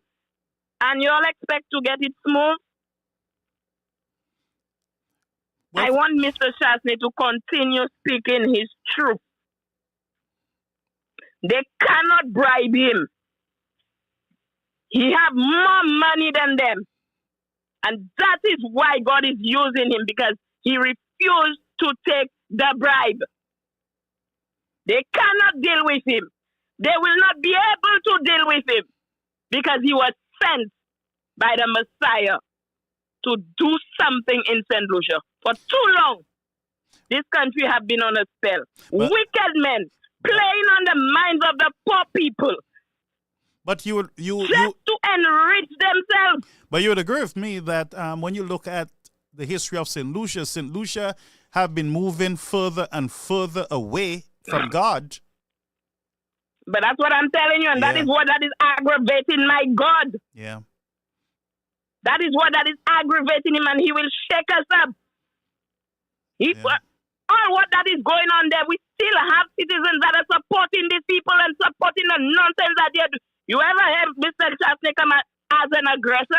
He comes as an aggressor to enlighten us, to open our eyes, to see exactly what is happening. That's when he gets upset. And he cannot even get upset. I don't even think Mr. Shastner have it in him to get upset. Yeah, I would send little messages to him that he should just stand still and see the salvation of our God. And that's all he have to do. He need to ensure too that he have a personal relationship with God. You need to God. Yeah, he need that relationship so that God can lead him into doing what is right. And I'm not saying he's a perfect person. That is true. He is not. I keep on saying that he is not perfect. God not using no perfect man to do his work for him. He tell us, he alone. God tell us if we say we are perfect, we are liars because we know that we are not. That's right. That's right. And if St. Lucians cannot open their eyes and see what God is showing them, I will say it again, they are doomed to fail, to become a failed state with poverty, while the rich surrogates and them, they are eating food on their head and by their mouth will start making chim. I am not watching no face with God's word. I am not sugarcoating for no man when it comes to my word of my God, Maka sugarcoat. The wicked will fall. And I always tell him that God has not given judgment to the wicked for the righteous, and that's just a fact. You know, some of these wicked people want to judge those who are striving, who are doing their best by the grace of God to follow to follow him, then they try to attack. But he himself said that no weapon that is formed against his people shall prosper. And so I ask everybody to get back to your God. Don't follow people saying that there is no God and everything is about God. Some of you who don't believe in God, you're good at the Obeah man, ain't it? You believe in the Obeah man, right? But you don't believe in God. Yeah? But once you don't believe in him, is the devil you're swaying with me? That's right. You're rolling with the wrong dude. If you read Revelation, you would realize that you're rolling with the wrong dude. A nation. When I saw Joachim Henry, somebody that I respected in my community, say he go in a church to satisfy the cultist regime of the St. Lucia Labour Party, to go after Mr. Joseph. Because of what? Because Mr. Joseph sent you a text and tell you, accept my sympathy. You're saying, we beat her. So a government minister cannot, you are the personal rival. You cannot accept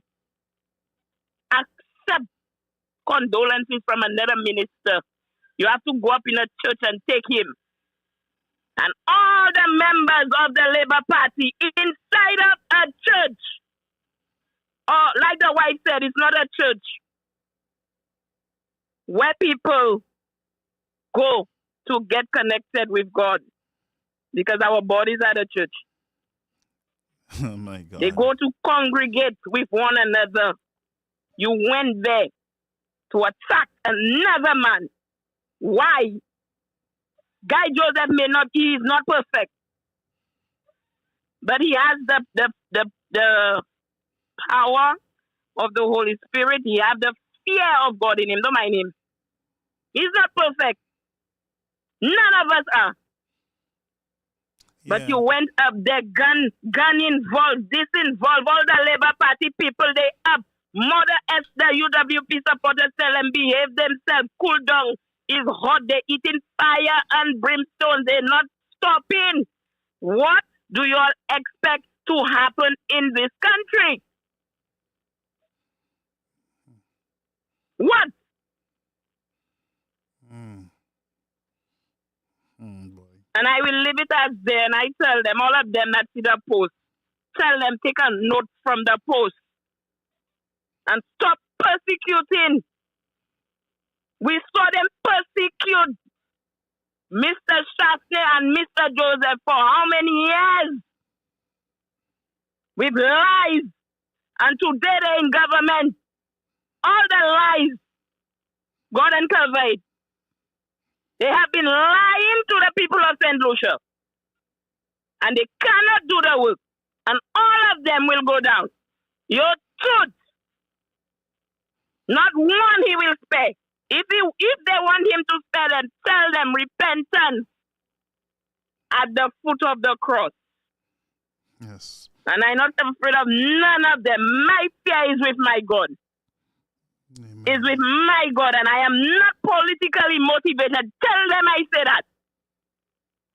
Tell them I said so. I am not politically motivated. I don't want a dime from no government. Let me do my God's work. He called me to do it. I will continue to do it with no fear. No fear. Tell them bring good governance to the people. Enough is enough. Enough is enough. Now, all the hospitals overseas should close their doors on them. That's what they should do. Let them feel the nastiness they have down. They call a medical center or whatever. Let them feel it. Because they know very well they were not supposed to give, they were not going to give the people the health care. And that is why I keep on telling you I have no remorse for the Medical and Dental Association in that country. Not one. Not one. Because they knew that gentleman was going to bring good health care to our people. And what did they do? Wickedness. Why?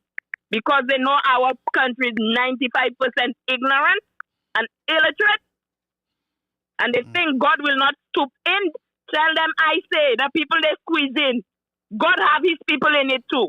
And they are wailing too. They are feeling the pinch, and he will headache cry.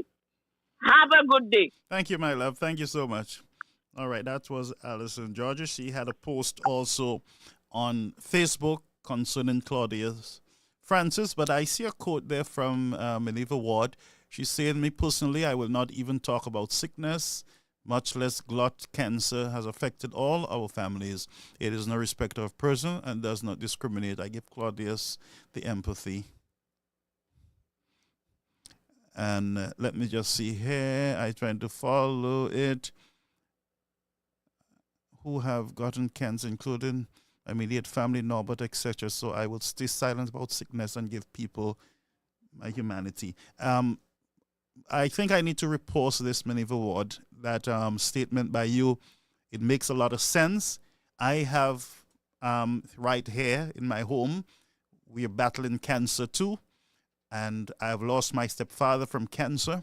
I've lost my brother-in-law from cancer. I have a number of other close friends who are right now battling cancer. And there are a lot of St. Lucians in the country who are battling cancer without the proper medical care, and they might not make it because they don't have that care. And that's why I'm very careful. I'm very careful in glutting or laughing or even comment. I'm very cautious with commenting over sickness and even death. All of us are subject to sickness. All of us can die at any time. And just looking at the country, you do not have a proper healthcare system. And our discussion should really be on improving the healthcare system as much as encouraging our politicians to do what is right. Have more respect for each other. Life is very funny. Life is short. At the end of the day, I will say it again, righteousness will exalt the nation. But let me just remind you of this passage that is very dear to my heart.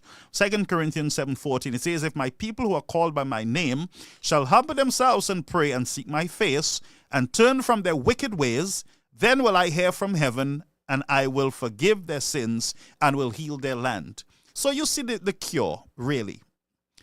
What we're suffering from is a heart condition. People are just wicked, evil on a whole. People are just evil. People are just wicked. And Christ is saying, humble yourself.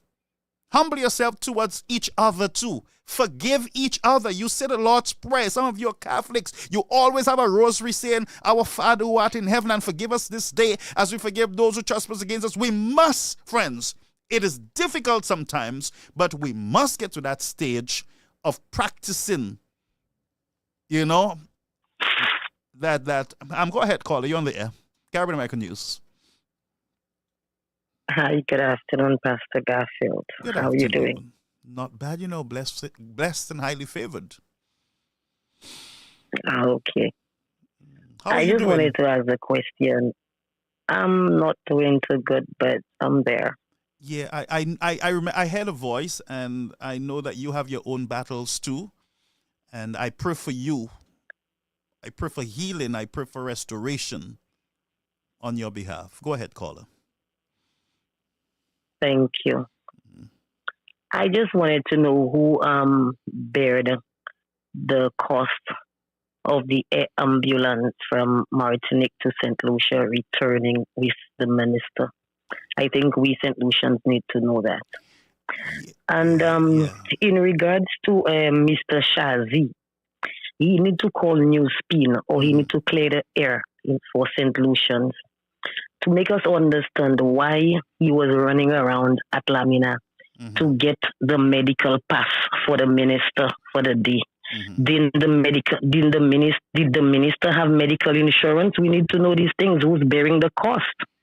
Martinique, remember Pastor Garfield, I called a couple months ago and I stated that St. Lucians were getting denied health care in Martinique, but I got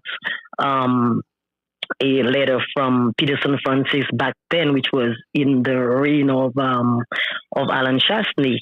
But with this administration now, they're refusing persons at Lamina health medical care. They're turning them down.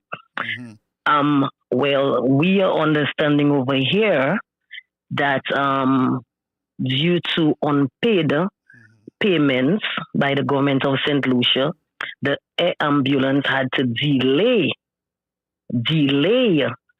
the service, not the service, but delay taking her to Martinique because they're not going to delay her service with all her help at the time because the air ambulance travels with doctors on board for that call. Mm-hmm. But what was the delay in leaving St. Lucia to get to Martinique? What was the delay? The delay was the preparation for payments and all of that stuff that had to go down. Anyways, I am saying to Shazi and the government that we the people in Martinique, we St. Lucians who live in Martinique or who are seeking medical help in Martinique, you see what happens? There is nobody, there is no one, there is no entity pleading on our behalf.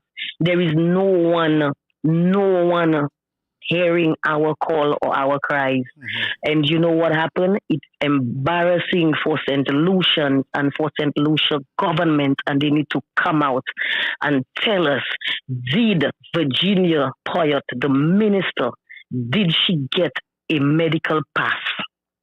Well, we need to know that. But I would say, right, and I'm trying to be in the center on this. She's working with the government, and she was on duty. She's not working in Martinique. The government has a responsibility. She's not working in Martinique. No, what I'm saying, the government She's not working in Martinique. What I'm saying, the government of St. Lucia has a responsibility towards those who work with them when it comes to their security and their health. So I would think that the government would have... With your money, Pastor Garfield. Pardon me? With your money, the government can send her to Martinique with the monies, yes. Yes. I am not arguing that. Right. Yes, the government of St. Lucia can take their money and send her to Martinique. She's a state official. Yes. What I'm saying is that same, we should If ensure... she's a state official, why did she get why, if she's a state official, why is a pass granted to her? If Virginia Albert Poyet is a state official, that is what I'm saying, that's what I'm getting at. Okay. It's embarrassing for St. Lucia. It's embarrassing for our government. A government official at Lamina has to get a medical pass? Not supposed to. So as you were saying, she should just be able to move from St. Lucia straight over to Martinique because... Straight into Martinique, straight into Lamina, without any hesitation. So there should have been no delay. So there's an issue there then. There is some problems there. This is what I am saying. Yeah. Yes. This is what I'm talking about. A medical pass, Pastor Garfield, in Martinique is for a person that is on island and has an emergency. You have to be on the island and have that emergency on island. And you are undocumented, yes, you can get a medical pass for that day or for that purpose. Okay? Right. Secondly, a medical pass is issued to persons who have stayed on French territory over 3 months and have a medical condition that needs to be suivi, that needs serious attention, like cancer and other stuff like that. I am not saying that the minister does not need that kind of treatment or doctors. What I'm saying is that our government in St. Lucia has a problem. Okay. There is a big problem, Pastor Garfield. She should not have gotten a medical pass. All she had to get was get in there because they trust our government, they trust our system, they trust the payment methods, and everything is okay. It's only because that our government have a problem, they are not satisfied. This is why she had that problem delay. Also, the one way she got delayed that happened in the morning. And two, it might have a lot to do with payments that was not made to the French authorities. It's not might. There is no might. There is no might. The government needs to tell St. Lucians that. There is no might. Okay, so we'll be looking into that. We got to it's find all out. Payments. They need to come out and tell us that Shazi needs to get off the jeep and bring her some. I guess he's running around already, so of course he's a bigger touchy for that. Anyways, Pastor Garfield, all I'm saying is that I got treatment, and I am getting treatment from Martinique based on the merit that I have. I'm being treated for cancer, but my biggest gratitude is that I got help from my government. I got it. I keep saying that. Peter Francis never saw me. You got help Peter Francis never saw me. You got help from the government Peterson Francis in Martinique? I got help from Peterson Francis, who sent me, well, I will state that correctly. Yeah. I got financial help. I seek financial help for my treatment in St. Lucia to get to Martinique. And Peterson Francis helped me without delay. God bless him. I got financial support and I got later to get into Martinique and do that stuff. Okay, right now I am getting treatment as of March 4th, which is in less than 15 days. I am going back to have a major surgery. St. Lucia does not do that kind of surgery. I cannot do that in St. Lucia. Wow. So when the government, when the medical practitioners or whoever ask me in Martinique, why can't I afford that kind of surgery in my country? I am saying to them that my government is playing political game with our health. You understand? And there is a lot of corruption in my country. So this is why I cannot. So anyways, the state has taken care of all of these things, and I am going to get a therapeutic machine installed in my breast, so that would prevent me from losing the breast. And in St. Lucia, they don't even have that technology. So right now, instead of you doing chemo. So sorry, Carl, I don't want to interrupt you. So you were fortunate in getting the intervention in a foreign country, but there are many St. Lucians who do not have that privilege. That's what I'm hearing here. And yes, and I understand that. But listen to that. I am repeating again. Even the privilege I got in a foreign land was given permission from my government in St. Lucia under the Alan Chasney administration, with Peterson Francis, the mayor of Castries, who I do not reside in Castries. I do not have an address in Castries. But when I walked into his office with my doctor's paper and explained him my situation, he gave me that help immediately. And today, I'm not saying that I have survived cancer, because I am still going through it. But if I had stayed in St. Lucia, I would have been dead today. Oh boy. And this is what we have been saying. We got to force the governments there in the country, and not only in St. Lucia, to do much more in insuring, because we just borrowed millions of dollars. Millions of dollars. Garfield, listen to this.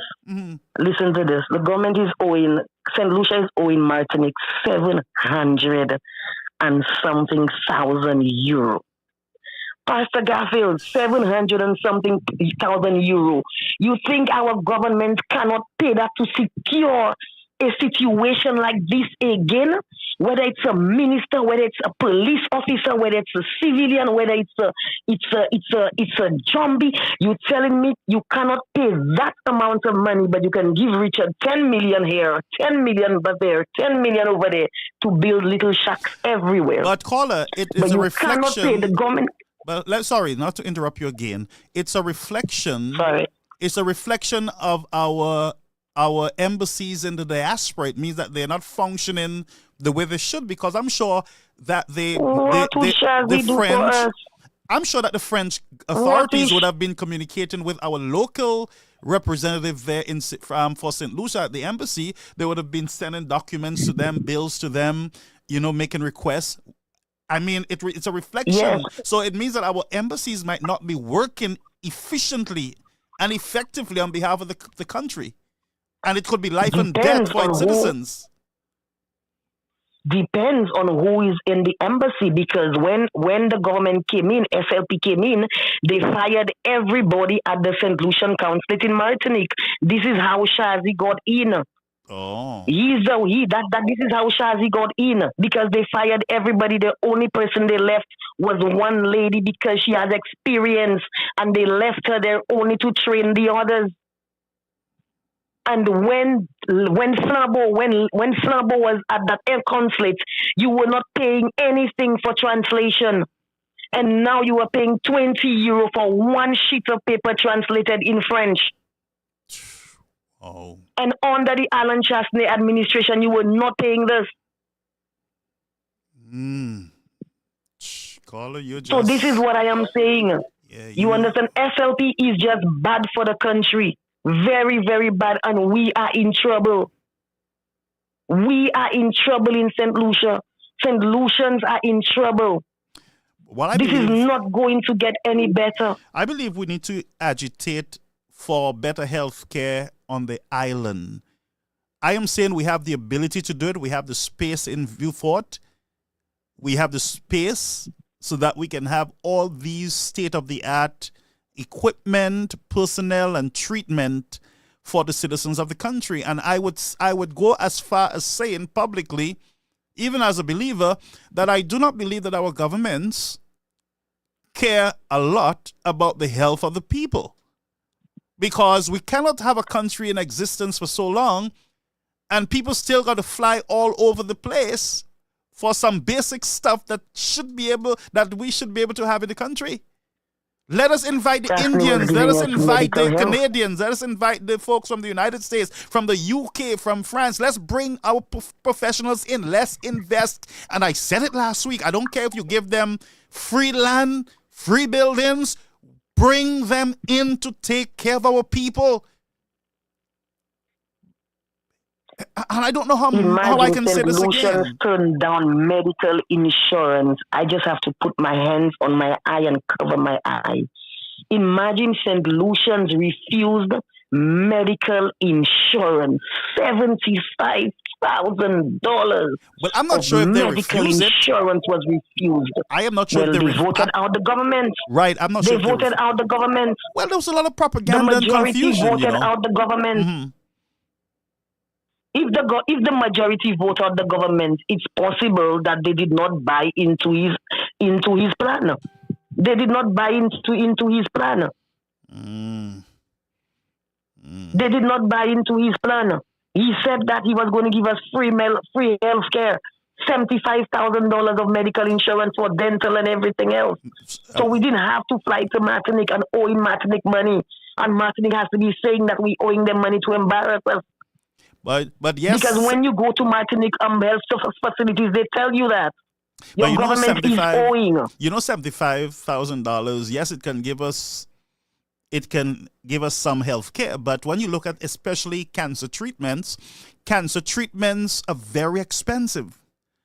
You understand what I'm saying? Yes, I understand that. But at least with the $75,000, you can get the basic stuff going for you. But cancer treatment, I am telling you, it is very, very, very expensive, especially chemotherapy. I have St. Lucians who have come to my house and they meet my landlord or my neighbors, and they ask me, and I tell them they are 85, they are 87, they are 89, and they cannot believe it. One lady is asking me how these people are so healthy for their age, Pastor Garfield, because they have free medical. They are always at the doctor. It's not about just the $75,000 medical insurance. You're not just going to use all at once because you are healthy. But if you have a pain in your back, you can go to the doctor. You understand? If you have a headache, exactly. So then you are always going to be healthy. You understand? Your pressure is going to be taken care of. Your blood sugar is going to be taken care of. Your cholesterol is going to be taken care of. Your dental is going to be taken care of. You understand? So every year, we are getting good medical treatment, good medical doctors. So what happens is that our people are staying healthy. You know what I would ask you? But our government is playing politics. I would ask our St. Lucian people through you, what is the protocol when you go to the hospital and you complain of a stomach pain? What is the protocol? Is it that they do your pressure? Well, in St. Lucia or Martinique? In St. Lucia, do they take your pressure? I have never been to I'm just I've asking, never been to the hospital in St. Lucia. I'm just asking through you to the St. Lucian people, those who have gone to the hospital. Okay. What is the protocol? Is it that you get they do the assessment based on your complaint of a stomach pain? Do they send you for different imaging immediately that same night, or do you have to wait 2 days, 3 days, or go to a private institution to get those scans come back? Then they go through the scans with you, blah, blah, blah, blah, blah, blah, blah. What's the protocol? That would be interesting for us to find out, how our people, our regular citizens are being taken care of with signs that might reflect very serious health conditions that are life-threatening and must be dealt with immediately. What is the protocol? That's the question in the country. Maybe there is no protocol. Okay, so it or means even that if there is, maybe they are not being followed. Well, we assuming now because I keep saying it on this platform. I believe, and I am just based on my experience here in the health sector, in the health system, I believe we're burying a lot of our families that should still be alive with us, sometimes for simple protocols that should be followed and followed immediately, not today, tomorrow, next week. Send home, say we don't have a bed, come back next week. We don't have a bed. The doctor is not here today, come back tomorrow, come back next week. And before you know it, that person is dead. I was very scared when I found out I had cancer. I did not want to. I was going one step forward, but I was going 3 steps backward. I was scared. And everything was running through my mind. How did you find out?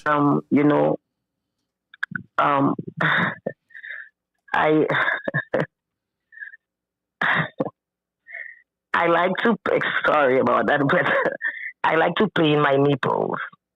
And it just happened that I'm playing in my nipples and I'm seeing there is a secretion coming out of my nipple. Mm-hmm. And I'm saying, what is this? Am I pregnant? No. Sorry. I can't be pregnant. And then I'm saying, but wow. So I went on Google and I Googled, what causes secretion from your breast. Mm-hmm. And it says only 2 things. Is either you are pregnant or you just had a baby, pregnant or just had a baby. Or the second one is that you have a breast cancer. Mm-hmm. And then I opened my eye and I said, what? Mm-hmm. And then I called my husband. I was in St. Lucia. I called my husband in Canada and I said that to him. And then it was a couple months later, he was watching a program. And then he called me and he said, hey, you need to get up and go to the doctor because I'm just watching this program and it says that if there's secretion coming out of your nipples, that either you're pregnant or there's a cancer. So that's when I went to Tapio and I did a test. And that's when I went to the Mayo for help and I went to Martinique. Okay. And I have been here ever since 3 years. And now I got a residence card in Martinique based on my situation because I need continuous treatment. Yes. So that requires me to be here. So they give you a resident card based on your situation. But as of March 4th, I'm gonna be in surgery. I'll be out of the hospital by March 8th or 9th if everything goes good. I pray to God. I leave it in the hands of God, and I know He said that in His hands He have the whole world. Yeah, you will not die. You will live to declare the glory of God, my friend. Yes, I will. Yes, because Peterson Francis have given me the opportunity to leave. So that is Peterson Francis. Pedersen Francis, sorry, not Peter Francis. Pedersen Francis, he was the mayor Peterson. of Castries. I have never seen his face. Even when I went to his office, I did not meet him. I met his secretary. Okay. But one day I would thank him. Yeah, but Anyways, we can thank do you it. so much. I've been No so problem. long with you. No, I really appreciate it. This was a very important call to me. Thank you. I wish you all the best, my friend. And may God go with you Thank you. as you go through your Thank you so much. this process. Oh my God. So friends, this was a real call, and that's what I'm saying to you. Healthcare, governments should not play with healthcare. Now we're just getting an update there from Miss Ward that she received information that Miss Virginia, Dr. Virginia, did not fall sick at work. She was rushed to the ER at Tapio at 5 a.m.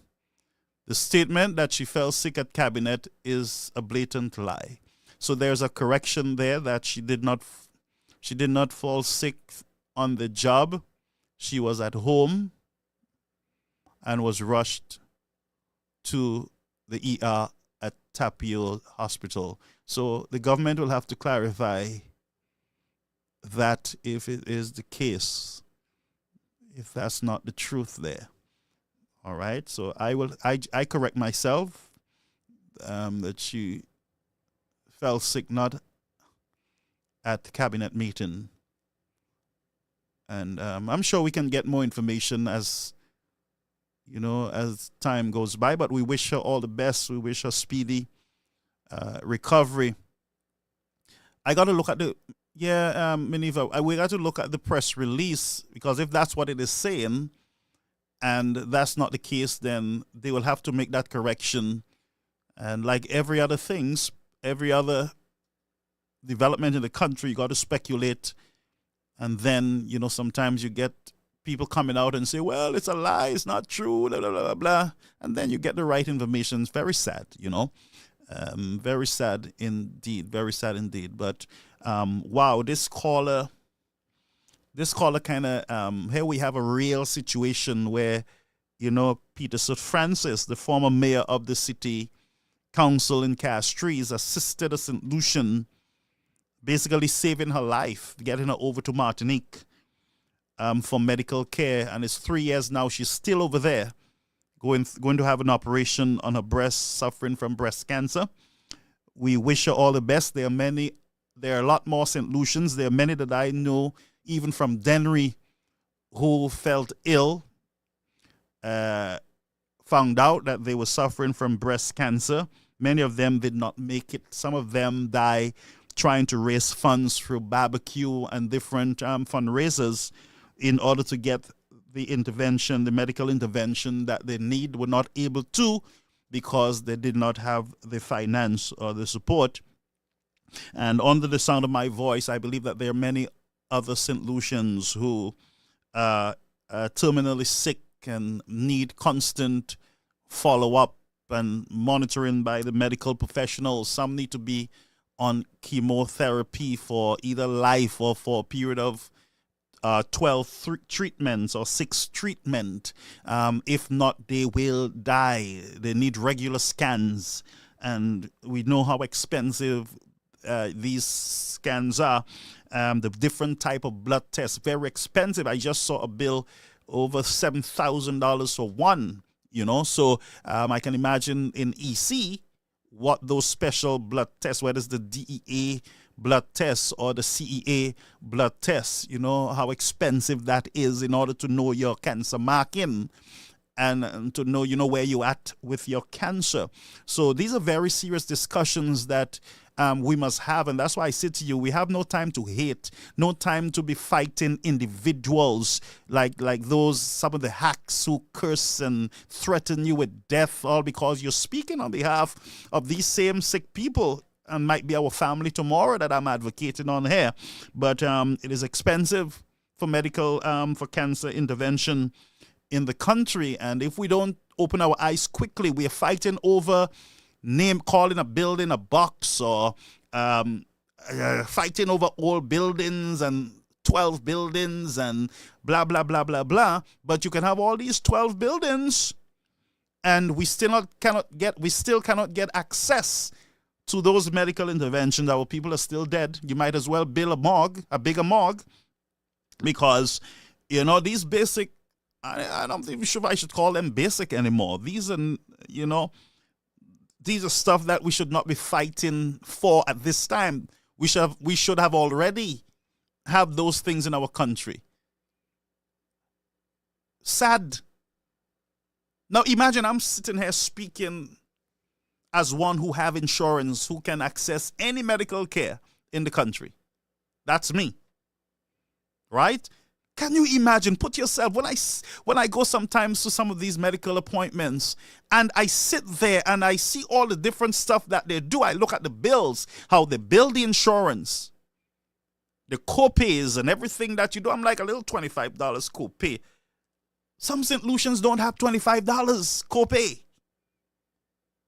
Some of them got to depend on somebody asking with a sponsor sheet for monies, whether it's or selling chicken or pork.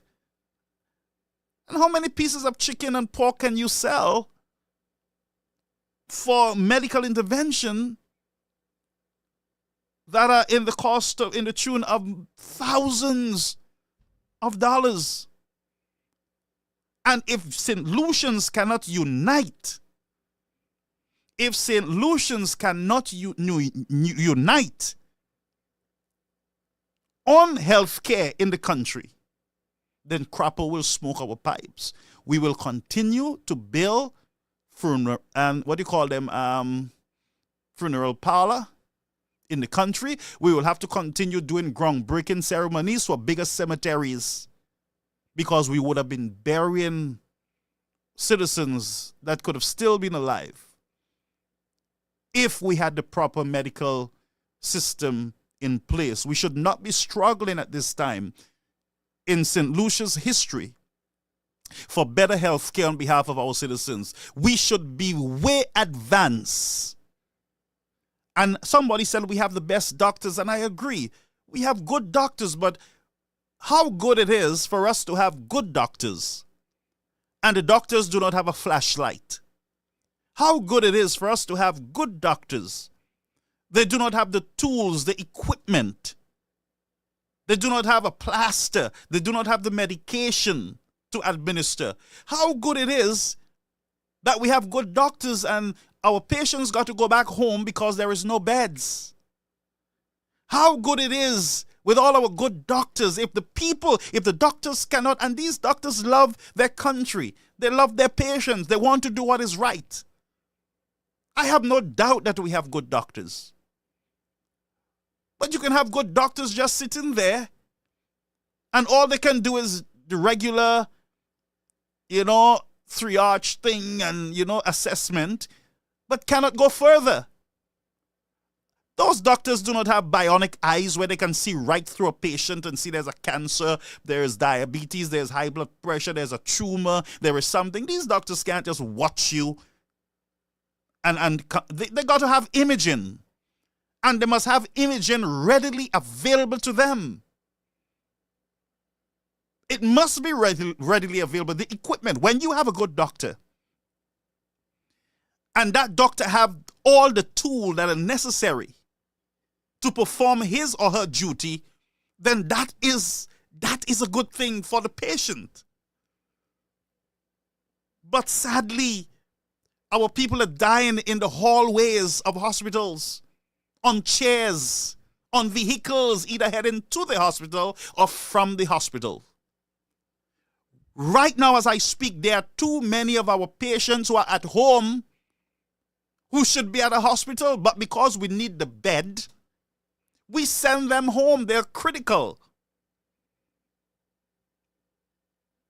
Do you not understand, friends, that all of us must unite and must encourage our government system, the wheels of government, to work earnestly and with urgency to ensure that we are not just putting up a building. But we are equipped in the building, both with the instruments, the machines, the equipment, and with the professionals to man those equipment. You cannot have one person in the country, the only one person knowing how to operate an MRI machine at a government hospital. You must have 3 and 4. There should not be a moment at a hospital where there is not a technician to operate a machine. So you understand what I'm saying? You can have the equipment too, but you don't have enough manpower. So we got to really pray and look at our health system and understand at the end of the day, it could mean the life of one of our loved ones. And it is only then we will understand what healthcare is all about. Only when it's our family or ourselves, then we say, oh yeah, mama, we have to do better. Some of you wait until you feel the squeeze. When other families are feeling the squeeze, it ain't affecting you. So you say nothing. You prefer to cuss each other off. Lose good friendship. You prefer to lose good friendship over politicians. You prefer to victimize and to besmirch people's character. But when you are to speak up, you only speak when your foot is in the fire. Then you realize that something needs to be done. When you get a call, for those in the diaspora, telling you that your loved one just ran off the road trying to get away from a pothole, then you feel the pinch. When you get a call that your loved one do not have a visa, don't have the money, and is critically ill, and there is no service for them, and there is no bed sheet. When they call you and tell you that your loved one, your grandmother, your auntie, your cousin, your mother, your father is sitting in a chair at a hospital, and that's the only time you want to talk. Hello. Good afternoon, Pastor Gaff. Calling you on the air, Caribbean American News Media. Yes. Good afternoon. Good afternoon, Pastor Gaff. It's such a wonderful program, and it's by accident because I wasn't sure whether you were on. Sorry, I came onto the wrong platform. No, that's okay. Mm-hmm. I sympathize with the last caller, and the last caller, I have a sister of mine who is in the States who went through the same thing. Mm-hmm.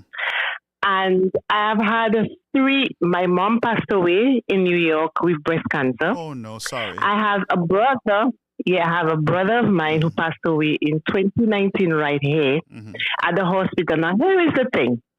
It is not UWP, it is not FLAB, it is not SLP. Yep. Pastor Garfield, the whole health system is a problem. Mm-hmm. I'm telling you that from my experience with my brother. My brother was diagnosed. You know how my brother was diagnosed with cancer? When the USS something medical, the ship from the United States, the warship or the whatever ship it was, came in 2019 to St. Lucia. Right? Now, before that, Brother Garfield, my brother had been going to VH and the health center. I'm complaining about stomach pain. And they were giving him painkillers every time, but the pain never go away. And it was pain and pain and pain for months. You know what he did? Because they were actually having the sessions at Barnard Hill, that's at the cultural center. My brother woke up and sat in there at 3:00 in the morning with a bed sheet and his breakfast waiting to get in there. Brother Garfield, when he got in there, the very same day he got in there, I got a call at 2:00 in the afternoon. Emergency called me and tell me, your brother is taken to VH. He's very, very sick. And he gave me the name. I'm like, what? What's going on? I rushed down to VH, and he was sitting in the wheelchair, and he started to cry. I said, "What's wrong with you?" I have cancer. So I said, I need to see the medical report and everything because I worked in the, I'm healthcare. So I know what to do. So I said, give it to me. And I went to the doctors, tried to figure out, but we stayed there because I went there about 10. And I saw, that was in 2019, we saw the doctor about 1 o'clock. Yeah. And I'm saying again, it is the system. Pastor Garfield, he stayed in the emergency room for 4 days. It was not on a bed, it was the visiting bed, it is called. No bed sheet at the time. I had to ask the warden, can I have a bed sheet for my brother? They wanted to see who the person was before they gave me the bed sheet. And they came in there and I had to put my foot down because, and it's who you know and how you get in there and who's coming to visit you. Pastor Garfield, if you go to that hospital, that's at VH, and you're there all by yourself, you're dead. Because you have nobody coming in but I put my foot down. I know what I was doing. I went in there, investigate, do this, make sure. And I pleaded with the nurse, please give him a room, trying because the place was filled. Pastor Gabriel, I had to pay for all the tests. There was one procedure he had to do was a biopsy, and they needed a tool, a needle. The hospital did not have it. The doctor said to me, you go somewhere else. And she told me, I went to Medcare. I paid $120 for the needle. He stayed 2 weeks there. That is where he was diagnosed for all months and years. He's going back and forth. They could not diagnose him. And by the time he was stage 4 pancreatic cancer, it was too late. However, it was too late. However, he was well taken care of at the hospital with the doctors and the nurses. Why? It's because of me. Because of who I am. Even when they were doing their wrongs, I was there in the morning. And a doctor said to me, are you a nurse or a doctor? Why are you taking notes? I said, why? Because I'm next of kin. And I work certain place with you. Then she realized that. And they took care of my brother because of me. The food, I was so impressed. I was like the food that was given them. They had medication on the Alan Shastley admin. The only thing I had to bring in a pillow because they had no pillows. And make sure he gets fresh linen every single day. And he was well taken care of because he got the medication. And I got a call 4 o'clock in the morning to let me know that my brother is not doing well. My husband and I, we rushed down to the hospital. He was alive. He was alive when we were there. And he had people around him. The doctors, the medical team was there when I got there. And they spoke to me. They said, he don't have days, he have minutes. And Pastor Garfield, I went home. Half an hour after I got home, the doctor called me back, your brother passed away. Wow. I saw it. It is the system that is bad. The way they do things and the people, it is the system. So it's a protocol. Because you cannot tell me, you cannot tell me, because he's poor, you don't care because, he have nobody coming here. However, that person, do you have health insurance? Yes, they take care of the person. It's the system. And if I did not take care of my brother, they used to see me every single day, coming in there, change his clothes, this, that, bring the things. They check his side table. The things that he had on his side table, Brother Garfield. Oh, well, that person is well off. That person is well off. And I paid all his bills for him. So it is the government, but they have to change the health system in St. Lucia. Yeah. And I thought I was in the States late last year in July, August. My sister had breast cancer, and I could not believe it. If she was in St. Lucia, she dead. She had to go through all the treatment, chemo treatment, surgery, and radiation, immunotherapy, and everything she was getting. And she had good health, and I saw it. I was with her, going through all the stages of her illness. So thank God she is okay. Amen. To God be the glory. Amen. And I am sympathetic towards Claudius Francis because his sickness and cancer. My mom passed away of cancer, my brother passed away of cancer, and I'm not rejoicing no matter what. No, not at all. No matter what, you cannot do that. And I was a healthcare worker. I worked with people with cancer, so I know what it is. Yeah. I know what it is. I've been in there.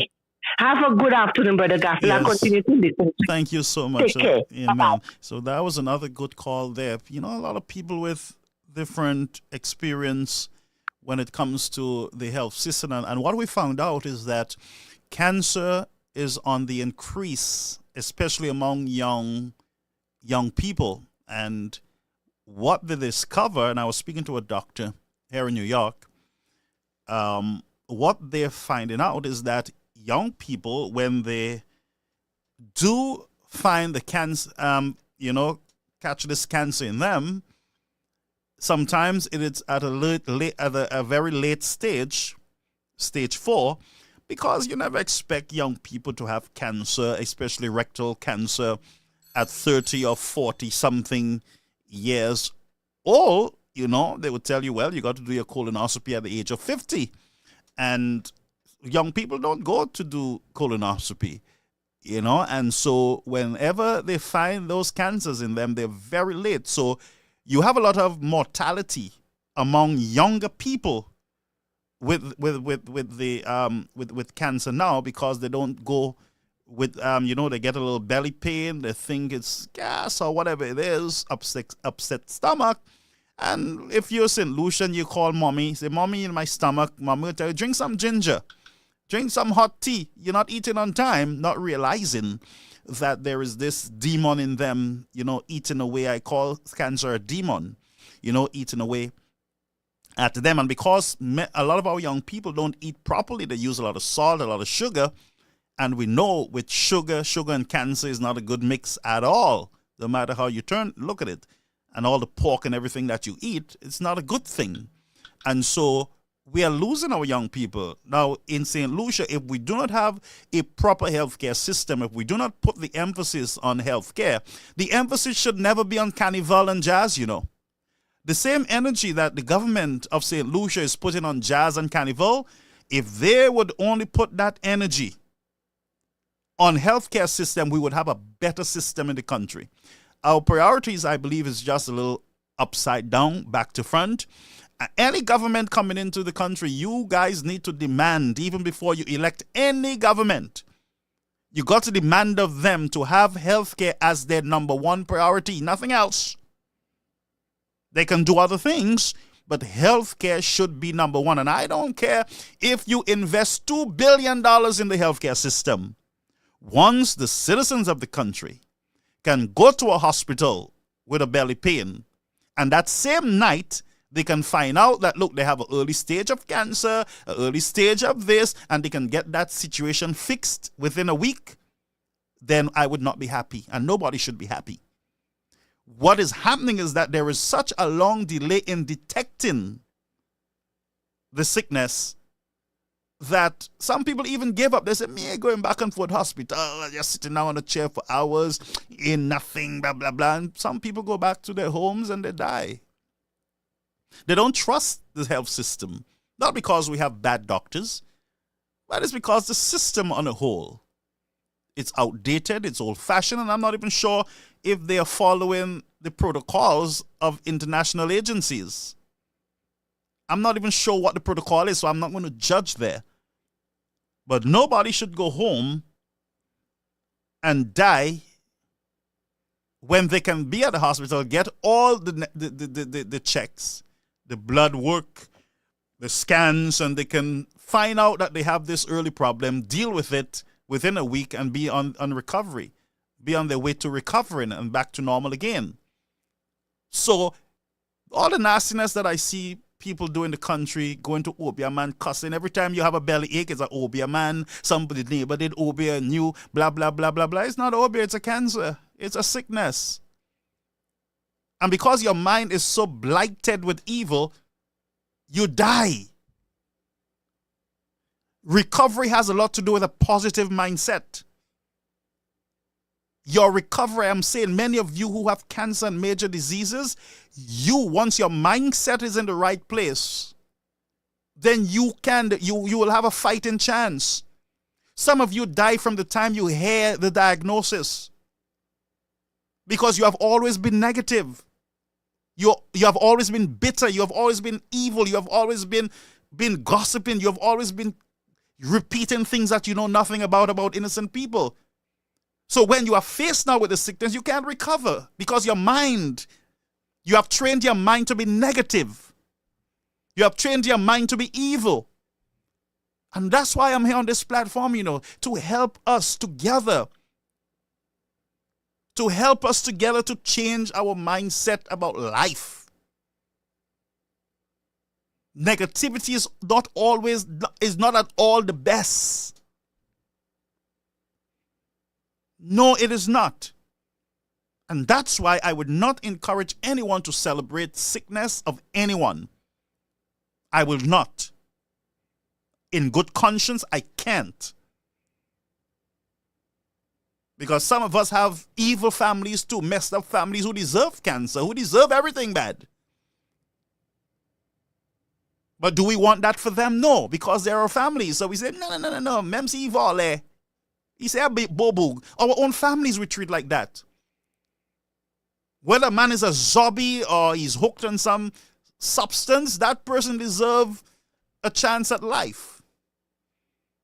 Whether that person have terrorized your life, make you your life a living hell, even your ex that you leave and he was whatless, he running women, even him to deserve a chance at life. All humans deserve second chances and third chances and fourth chances because we have been given those chances over and over and over again. And that's why I encourage us, friends, let's lift the discussion to a different level. Let us stick on the issues that are impacting, affecting our citizens. Healthcare is number one. Healthcare is number one.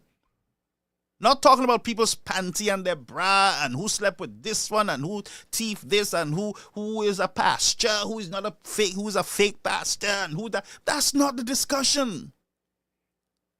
Because the last time I checked, the fake pastor has insurance. The fake pastor can go to any medical institution in the United States and in the world.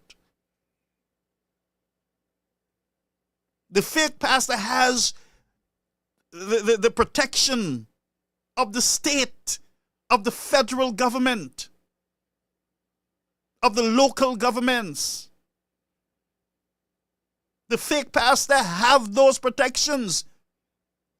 So my question is, how is that affecting your life? Talking about Minerva Ward, blah, blah, blah. How is that affecting your local life in the country?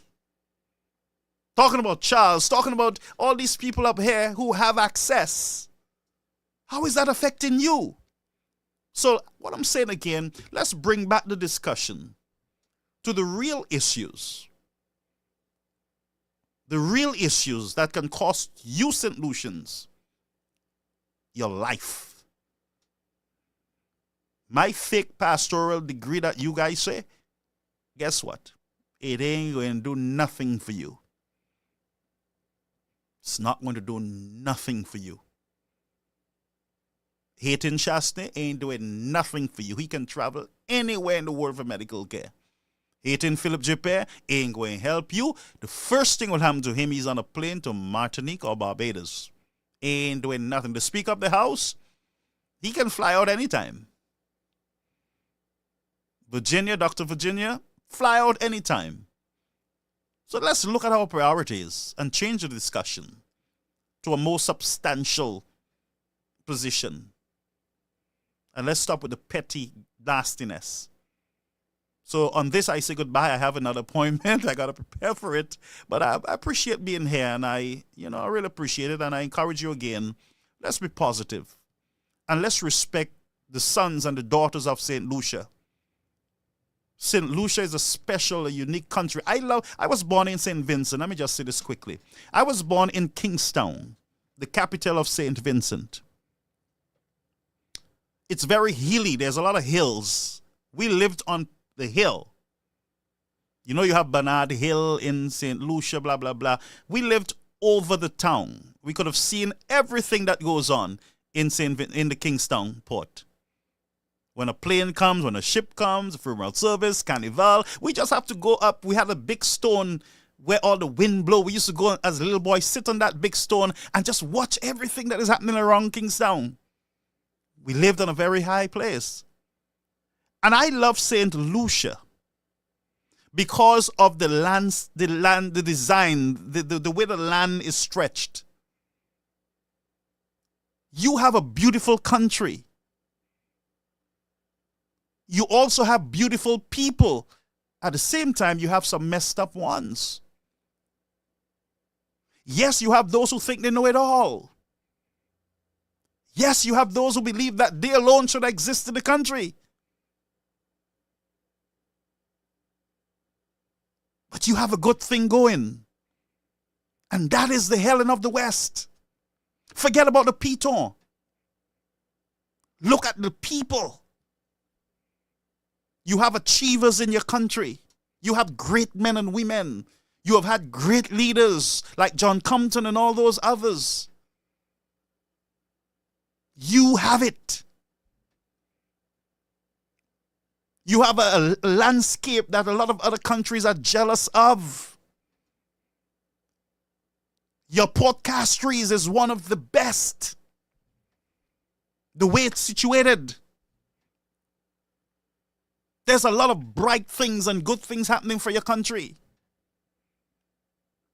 We cannot allow our political affiliation to drive us away from each other, to make us bitter towards each other to the point where you want each other dead,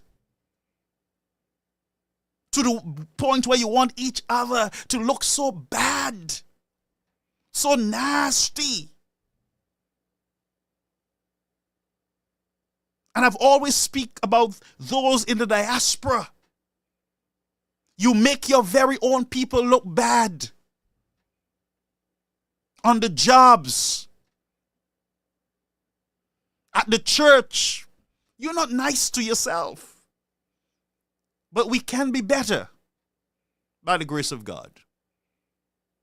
Celebrate your people. Celebrate your success. And speak loudly about the things that you do not like in your country that need improvement. Speak on your road. Speak on your hospital. Speak on the cost of living. You speak without fear. That's your right as a citizen.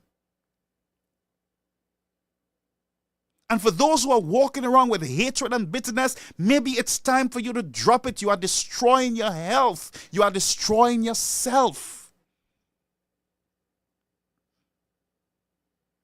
And for those of you who are my friend, and you have said the worst of the worst to others about me, I forgive you. For those who don't know me and you have said a lot, I forgive you. And I know who you are. Those of you who are calling this one, texting that one, I know. Don't think I don't know because I'm not saying anything, but I know it. But when I look at human beings like myself, I look beyond faults and I see the need. I look at many of our people. Some were raped, women who were raped, some who went through dramatic experience in their lives. And so they go around hurting others because hurting people hurt others. So I understand. Psychologically, you are hurt. Psychologically, you enjoy seeing other people hurt. But I forgive you. We got to do better. We got to love a little more. And we got to hate unrighteousness a little more. Let's get back to loving. I have a lot of Labour Party friends, and I love them dearly. We laugh. They give me Maypui. I love when they give me my little Maypui. We laugh at it. E ki yo ka debwe gaz sa, ou pa wè sa chas de fe, la di sa chas de fe ka di gaz sa. E la di yo filo jipe ou tan sa bisi di, e nou ka wèk ba kon ha. And we never lose friendship. Never. Because I respect their position, their choice. They respect mine. And we love each other. That's what St. Lucia is all about. You loving each other. Remember, I keep saying it, sons and daughters of St. Lucia. They're your people. You don't threaten them, tell them don't come to your country because you will hit them, you will do harm to them. And anyone who share those lives, those nasty lives, you are just like those individuals. It's your mindset too. Once you share it, once you like it, once you comment under it, you are supporting the whole idea that because a man speaks and I don't like what he says, he should be killed. He should be beaten. He should be insulted. That should never be in the bouillon of the culture. I have seen you do better, St. Lucia. You can do better. You should do better. And you should do it not for yourself, but for generations to come. It is time for us to get back to nation building. Let us go back to playing marbles, sitting by the Daito with our fishing rod, enjoying each other. Let us go back to wetting our neighbor's house, whether we like them or not, when there's a fire. When there's a hurricane, let's go back to helping to pull the boats of our enemies on shore. We are in it together. A hurricane can prove to us that we're in it together. But we did not learn from COVID. We got worse. Philip Japet don't hate the country. Shastney don't hate the country. Different ideas, different ways of doing things. Some are more experienced. Some are more advanced. Some have a bigger vision and a better vision. But let's stop preaching hate. I have blocked every live program that spews hatred. I have blocked it. I have blocked it in every corner. I don't see it, I don't hear it, and I am at a peaceful place right now, friends. Because the Bible says to me, I got to guard the avenues of my heart, my soul, my eyes, my mouth, and my ear.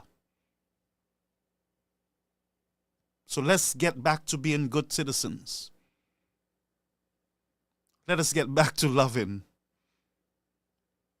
And I'm saying, if the United Workers' Party stray from those principles, then I would gladly bow out of this discussion. It's not for me. We got to do better. We got to want better. And we must demand better from our leaders. The world is watching. And our young people, they are watching also. We have St. Lucians to save through the health system. Let's get to work, folks. Remember, I love all of you. And continue to be your voice. And I encourage you to continue to ask me to be better. I encourage you to text me. Send me messages. You have all my numbers. If you can't get me, you send me a message on Messenger, on Facebook. I will respond to you at the appropriate time. But keep me on the right track as I keep you on the right track. We need each other. We must help each other to be better. St. Lucians, take care and happy independence to you, my lovely people. I'm just going to read some of your questions while you're there because I have to run out of my area that I am at. It's going to take me maybe an hour or so in travel. All right, so let me see here. All right. B says they won't want to accept that, but it's a fact. People have a choice, and, you know. Josie, That's the way it used to be, but the new SLP changes everything. UWP and SLP supporters always debating about everything, but at the end of the day, we come together. You got to get back to debating and still being together. Yeah, some of you hate your own family members. Why? Because of their political. That's not good. That's nastiness. Okay, Sandra agreed. B says, I hope we all learn from this live program. Thank you so much. And by the way, I came onto the wrong platform in a hurry. I did not program it for Caribbean American News. Maybe it was a good thing, God's will, that it happened this way. Tomorrow, God's willing, we will do the same time we will do the original Caribbean American News. Lubrin, love conquers all. That is so true. Annette says, listen to his words carefully, always on a hype. He can't understand nothing. Tell him put peace, calm down. I'm not sure who you're talking to, Collymore. Listen to his words carefully, always on a hype. He can't understand nothing. I don't know who you're talking to. You'll have to clarify. I'm not sure who is always on a hype. I'm not sure who is that. All right? So confirm for me what you're saying. Okay, Sandra, speaking this language, I will agree with you, bro. Okay, bravo, my brother. B says, good program. We have established that there should not be celebration over illness, but the government must do better by and for its people. This is such a wonderful statement, and I endorse it. Elizabeth says, my friend Elizabeth, thanks, Brother Garfield. I enjoyed your program this afternoon. Thank you so much. And it means a lot to me when you can agree with me and you can also disagree with me. You know, it is okay and we can still be friends. I still love you. Nothing has changed, whether you disagree with my position or you support it. But this is my position, and I'm not going to change my position because I want followers or because I want people to love me. I don't want nobody to love me in error. I want you to love me in truth. If I'm doing something wrong, I'm saying something wrong, don't because you love me encourage me to do the nastiness. Just tell me, no, sir, what you're saying is wrong. Here's the right information, but don't encourage me in doing nonsense with myself. All right? You got to help me as I help you. Maggie says, missing the night show. The night show will be back Sunday night. We're going to be on fire here. On Monday on fire, Tuesday on fire, God's will. I'm going to give you back all the days that we have missed, all right? We're following the electoral office. There's something happening there, and that we're going to highlight this week, coming God's willing. There is something happening at the electoral office there in St. Lucia that I'll want to bring to your attention. Yeah, B says, let's talk about the real issues affecting us St. Lucians. Let's demand better for ourselves so government listen to the populace. Wow, so true. So for those of you who have not subscribed to Caribbean American News Media, I'm seeing some new faces here. You will want to go over to the Facebook platform, Caribbean American News Media, follow it and like it, turn on notification. I would love to have some of you under that platform because I like some of you. I like the position that you are taking, especially B. Just come over to Caribbean American News. If you're an SLP, it doesn't matter. Yeah, we want you there. We want you to come. You don't feel like it is just UWP, all right? Yeah, I respect you, you know?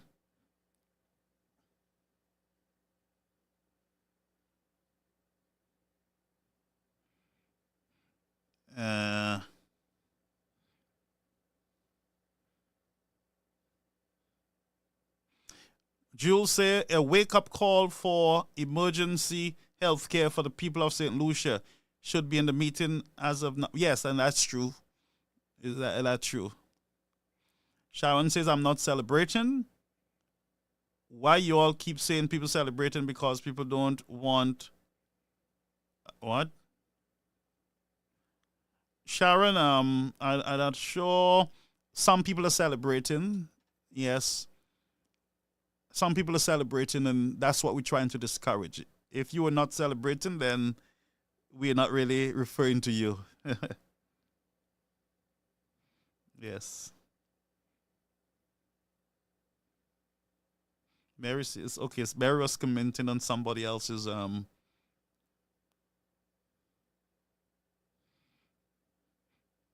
I see my friend Lydia Francis. Yes. Rosemary says, I'm not rejoicing about anyone with cancer, but with the way he treated Alan Shastney in Parliament, he needs to ask for forgiveness. And that is true. If he, in his mind, felt that, he did something to Mr. Shastney, both of them need to reconcile. All humans need to reconcile when they have done each other wrong. And that's why I am willing to reconcile with anyone that I've done wrong, who felt that I've done them wrong. And that should be our position. That's why I do not have enemies. Anybody who have me as their enemies, you have the wrong enemy, because I'm not your enemy. I don't keep enemies. I forgive people quickly and I move on. I look at you as if you never did me any wrong. If you're sick, I will help you. If you're hungry, I will help you. If I don't do that, I don't practice, and my wife will tell you that. I do not walk around. And I'll tell you a story. My wife used to get upset sometimes at the church when me and somebody would have it out. She'd get upset with them. The following Saturday, she see me sitting down eating with the person, laughing and everything. After a while, she just stopped getting vexed with people, because I don't train myself to walk around holding people when they fail. All of us fail each other. All of us do wrong to each other. But it is all about restoration, forgiving, and moving forward. And I'm not saying that you have to go back to some people and just embrace them and hold them like they will never. No. Sometimes you have to use wisdom. There are some people you stay away from. You stay clear from. You got to use wisdom, all right? Miniva says, Josie Stephen, and that's why before the election I was on Sky FM with Norbert Williams explaining to the people that the $75 would mean exactly, it's $75,000.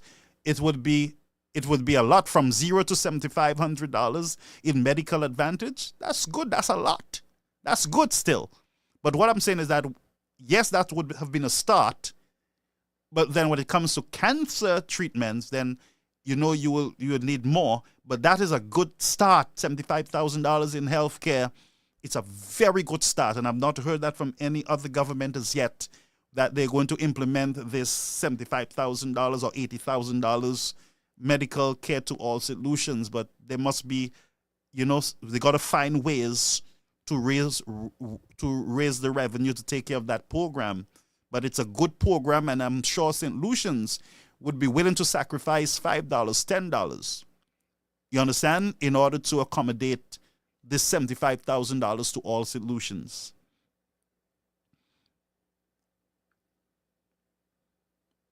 Okay, so I'm going to go now, folks. Love you all, and I really appreciate you all. So go over to Caribbean American News Media, because there are like 3 different Caribbean American News on Facebook. There's Caribbean American News Network, and there is Media.